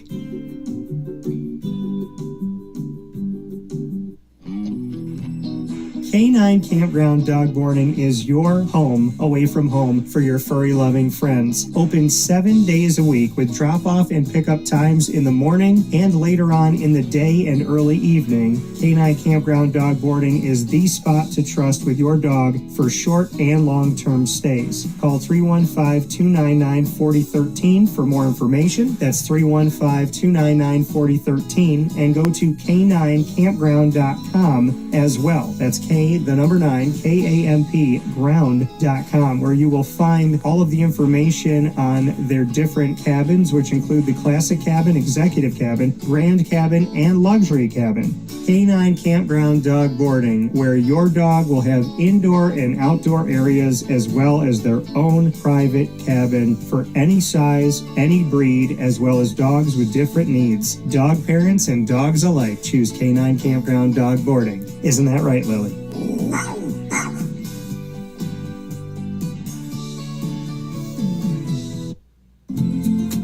Looking for your next ride? Look no further than Great Lakes Honda City, located on 7140 Henry Clay Boulevard in Liverpool, New York. Serving our community for decades, their new and pre-owned vast array of vehicles are available to you Monday through Saturday on site. To search from home, shop at GreatLakesHondaCity.com.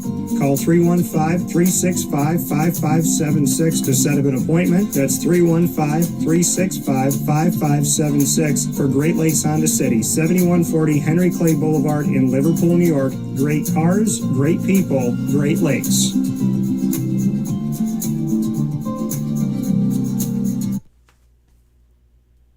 Here's a message from Renee from Bryan's Landing, located on 6523 East Seneca Turnpike in Jamesville, New York. Open Tuesdays and Wednesdays for dinner, Thursday through Saturday for lunch and dinner, and Sundays for brunch. It's a lot like the way that my mom and dad ran their restaurant. We have put in place a lot of people that are family to us, very similar to how my dad hired people that were family to him. And then the tradition I'm carrying on is a lot of the items that are on our menu are my dad's. And he taught our chefs how to recreate his dishes. So I think that Tommy McInerney, who our executive chef is, to him it is an art. And I think that when he does create a dish, it's not just about making the food taste delicious, which is definitely our priority, but it's an art to him, and it's almost like his canvas on a plate where he just wants the colors to look great, and people love it because he takes pride in that. And Brian and I appreciate that. We want it to obviously look good and taste good. I will tell you, when we opened up, it was 6 weeks before COVID. And what was amazing was the community, our friends and family stepped up, and everybody did takeout. Everybody supported us. Our hearts were just so filled. So to Brian and I, obviously our friends come all the time, and we just have repeat customers in Jamesville, and I think people going to our previous restaurant in Green Lakes are making the trip to come to Brian's Landing to support us. And I mean, I think we have great food and a great atmosphere. So it's very, very important to us. Head to Brian's Landing, located on 6523 East Seneca Turnpike in Jamesville, New York, where memories have become recipes that are now meals to share with you. Tuesdays and Wednesdays for dinner, Thursday through Saturday for lunch and dinner, and on Sundays for brunch. And be sure to come out for live music Friday, Saturday, and Sunday.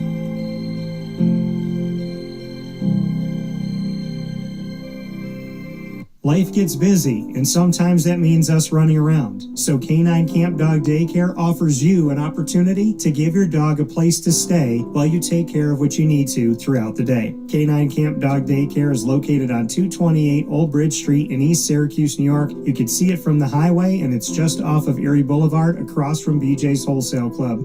Call 315-437-7110. That's 315-437-7110 to schedule an appointment to bring your dog in and tour the facility. Appointments are Monday through Thursday after 6:30, where you and your dog can see everything that K-9 Kamp Dog Daycare has to offer, including a self-serve dog wash and a retail store filled with all of your dog's wants and needs, including food, treats, harnesses, leashes, and more, making K-9 Kamp Dog Daycare your one-stop shop for your furry loving friend. Right, Lily?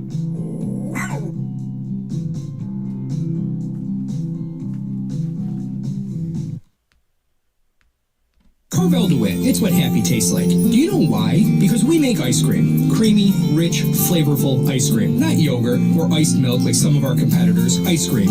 Fresh, by hand, daily. For the calorie conscious, we have something new for you. Our new Carvelite. Same great flavor, creaminess, and texture of our regular ice cream with only 35 calories an ounce. So whether you want an ice cream cake, flying saucer, dasher, carvelange, hard or soft ice cream, we will satisfy your craving with our fresh, handmade regular or new Carvelite ice cream. Carvel DeWitt. It's what happy tastes like. The Wildcats Sports Pub in Camillus, New York is located on 3680 Milton Avenue in the Home Depot Plaza. It is your family-friendly sports bar and restaurant. Folks, some sports bars aren't family-friendly. Some family-friendly restaurants are not sports bars. The Wildcat Sports Pub in Camillus, New York is proud to be both. It is that marriage that you've been looking for years. The Wildcat Sports Pub is your home base for your sports bar and restaurant needs, games for the kids, indoor and outdoor activities, and enough things on the menu to come back every single week and get to try something new. They're open Sundays from noon to 8 p.m., Monday through Wednesday, 11 a.m. to 11 p.m., and Thursday through Saturday from 11 a.m. to midnight. For reservations and party information, call 315-487-2222 for the Wildcat family-friendly sports pub and restaurant.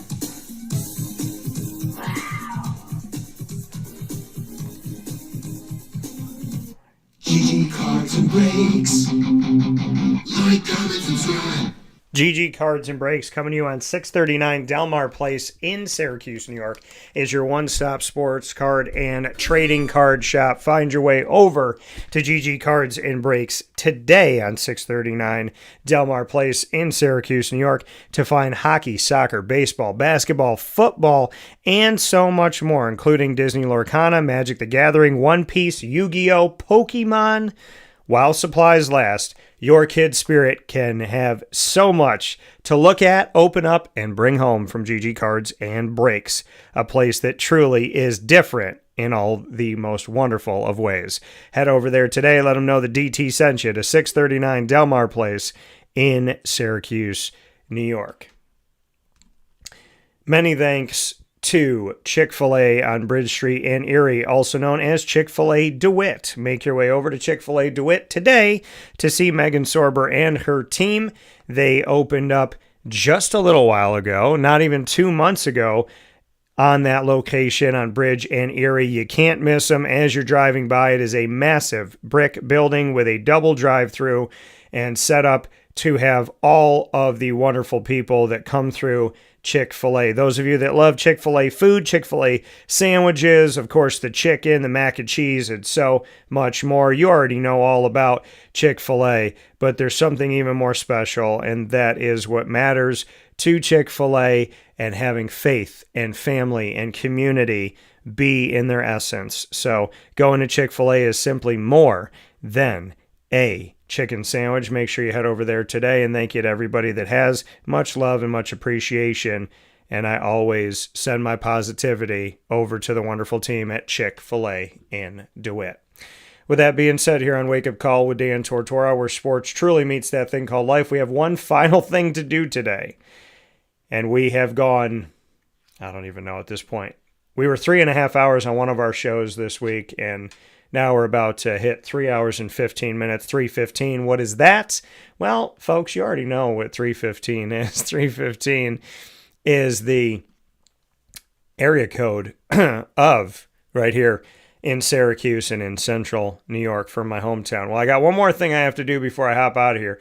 That's the Top Dog of the Week, proudly presented by the wonderful team at K-9 Kamp Dog Daycare, led by Lorraine and Chad. I cannot say enough about the love and the appreciation and the concern and the value and the wanting for your dog to feel like they're right at home when they're away from home. So make sure you head over to K-9 Kamp Dog Daycare for daycare for your dog throughout whatever day you may need help, or multiple days that you may need help to bring your dog over to K-9 Kamp Dog Daycare. I go over there, see people dropping dogs off all throughout, and doesn't matter the day of the week, there's always something going on in your life, and you may need a little bit of help, and now you have it at K-9 Kamp Dog Daycare. So many of you already know, but if you don't, you could go and visit them on 228 Old Bridge Street in East Syracuse, right off of Bridge Street, across the street from BJ's. You can actually see them from the road, so make sure you head over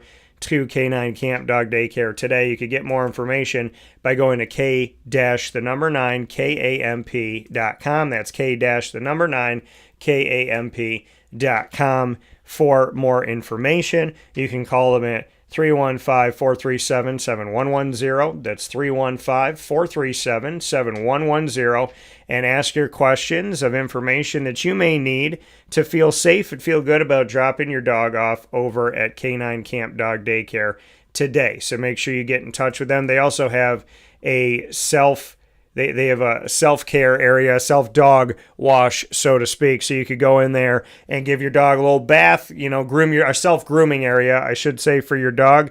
So you can use their self-grooming area, and you can also go through their entire store. They have dog food, they have dog treats, they have leashes, as well as harnesses, toys, and so much more. Christmas shopping coming up, believe it or not. Go there for your dog or a dog in the family. So they have a full store, a self-serve grooming area, and the daycare all in one place, 228 Old Bridge Street in East Syracuse. Go and visit them today. And of course, it is time for me to give you my top dog of the week. My top dog of the week for this week, man. So I can go to a million different places to announce my top dog of the week. There's a lot of different things that I could say, in this moment. And, as I sit here and I think about it, I got to say that, and I know there's a lot of people out there doing their thing and getting ready for some big moments in their lives. Well, I want to shout out my top dog of the week. And my top dog of the week is going to be Miss Bethany. So, Beth, I know that you are excited, and I know that Anthony's excited. I know Maisie's excited because there's a baby on the way. And your beautiful, wonderful daughter, she is close to being here with us, with the world, and most importantly, with you all. And I just want to send my love, appreciation, and prayers, as I've continued to have them, for you all on a beautiful, successful, short, in a good way, so mama's not laying up in bed for a while. Short, once you're induced and you're ready to go, hopefully it's not a ton of time that you're sitting there waiting for the baby to come out. So I'm praying for a successful birth, a birth that doesn't take too much time, because I know you're already ready, and I cannot wait to see your beautiful, wonderful daughter come to this earth. You know that I love you, Anthony, and Beth, and Maze, and I am so happy I got to spend some time with you yesterday because it's been a minute. So you're my top dog of the week, you as a family, and Beth, you're the one that's pushing and bringing this life into the world. So to you all, I just want to say thank you for being top dogs in your kindness, in your love, in your nature, in how you treat people and how you've treated me.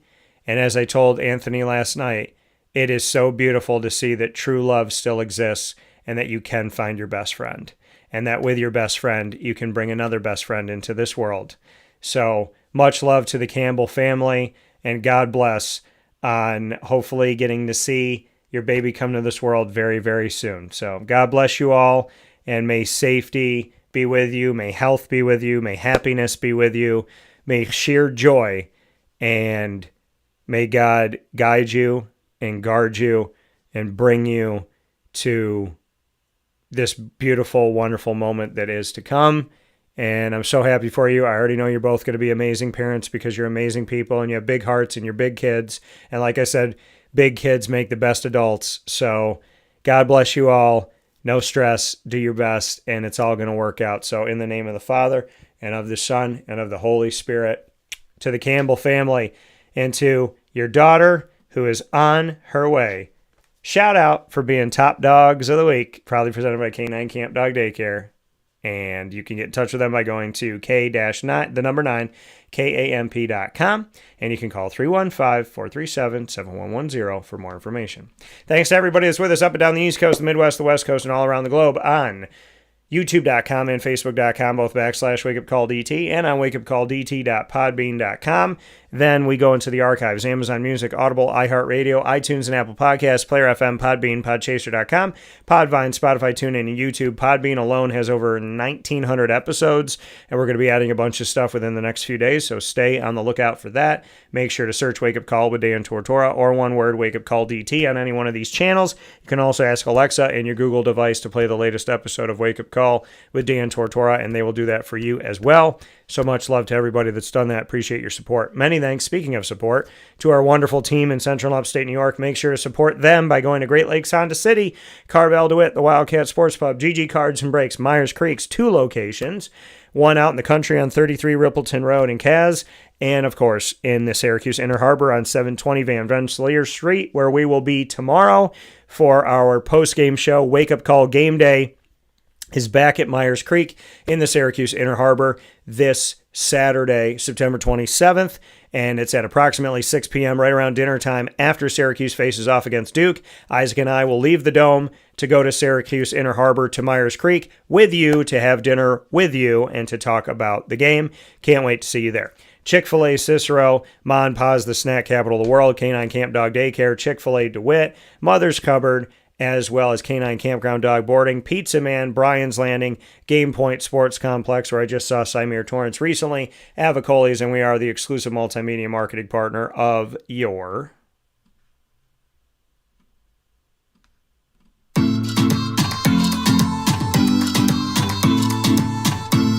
Bryan and Stratton College, Bobcats of Syracuse. You'll find the Bobcats every single month on Wake Up Call with Dan Tortora, where sports truly meets that thing called life. And, of course, student athletes, coaches, administration, and alumni call Wake Up Call home when it comes to Bryan and Stratton College of Syracuse. Go to youtube.com/wakeupcalldt. Click subscribe, hit the notification bell, and find our BSC Syracuse playlist. The Bobcats are also on wakeupcalldt.com's homepage and underneath the exclusive partners tab. For more information, go to syracuse.bscbobcats.com and go Bobcats.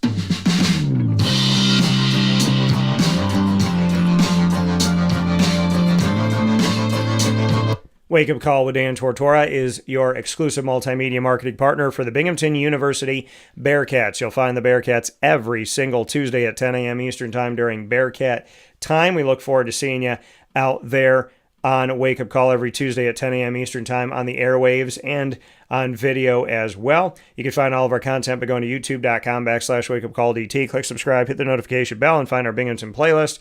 The Bearcats are also on wakeupcalldt.com's homepage and underneath the exclusive partners tab. For more information, go to binghamtonbearcats.com and go Bearcats.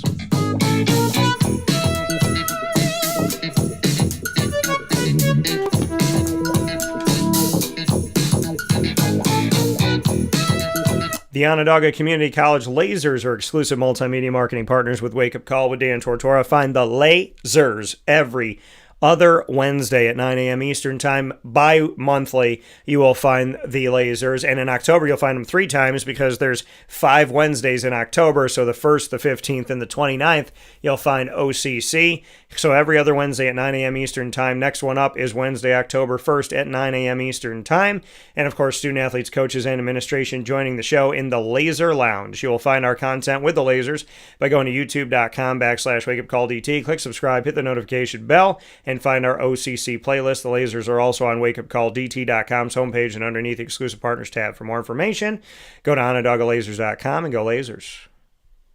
With that being said here on the show, thanks to Carvel DeWitt for the annoying moment of the week. Chick-fil-A Cicero for lead, learn, evolve, ad-lib, and deliver. Remember, let they who have no sin cast the first stone. Top dog of the week, honoring the Campbell family and Miss Bethany, who's going to be pushing that baby out very soon so we can see our little one here on this earth. And I know that the Campbell family is so excited. K-9 Kamp Dog Daycare bringing you the top dog of the week. Many thanks to Seamus Shanley and Symir Torrence, who are in their own way to me the top dog of many weeks because they've been so good to me, and they're just wonderful people working hard and doing good in this world, and I appreciate their kind hearts and the friendship that we have. Facebook at Wake Up Call DT, X at Call DT, Instagram at Wake Up Call _DT. From the Great Lakes Honda City Studios, I want to remind you to come and see us this Saturday, September 27th. Wake Up Call Game Day heads back to Myers Creek, Syracuse Inner Harbor on 720 Van Rensselaer Street in Syracuse, New York. Isaac Alfred and myself, Dan Tortora, a.k.a. DT, will be with you after Syracuse Duke face off in the Dome. We will be heading with you to Myers Creek at the Syracuse Inner Harbor. Our Wake Up Call Game Day live post-game show will be happening at approximately 6 p.m., so come for dinner and drinks. Of course, as always, drink responsibly. Can't wait to see you at the Syracuse Inner Harbor at Myers Creek, our place of choice for Wake Up Call Game Day. And I just thank you all for being here today. I pray the best for each and every single one of you. I hope the best for you. And may you know that God always has your back. God bless. No stress. Do your best. Stay safe. Stay well. From the Great Lakes Honda City Studios, this is Wake Up Call. I'm Dan Tortora, a very grateful servant of the Lord.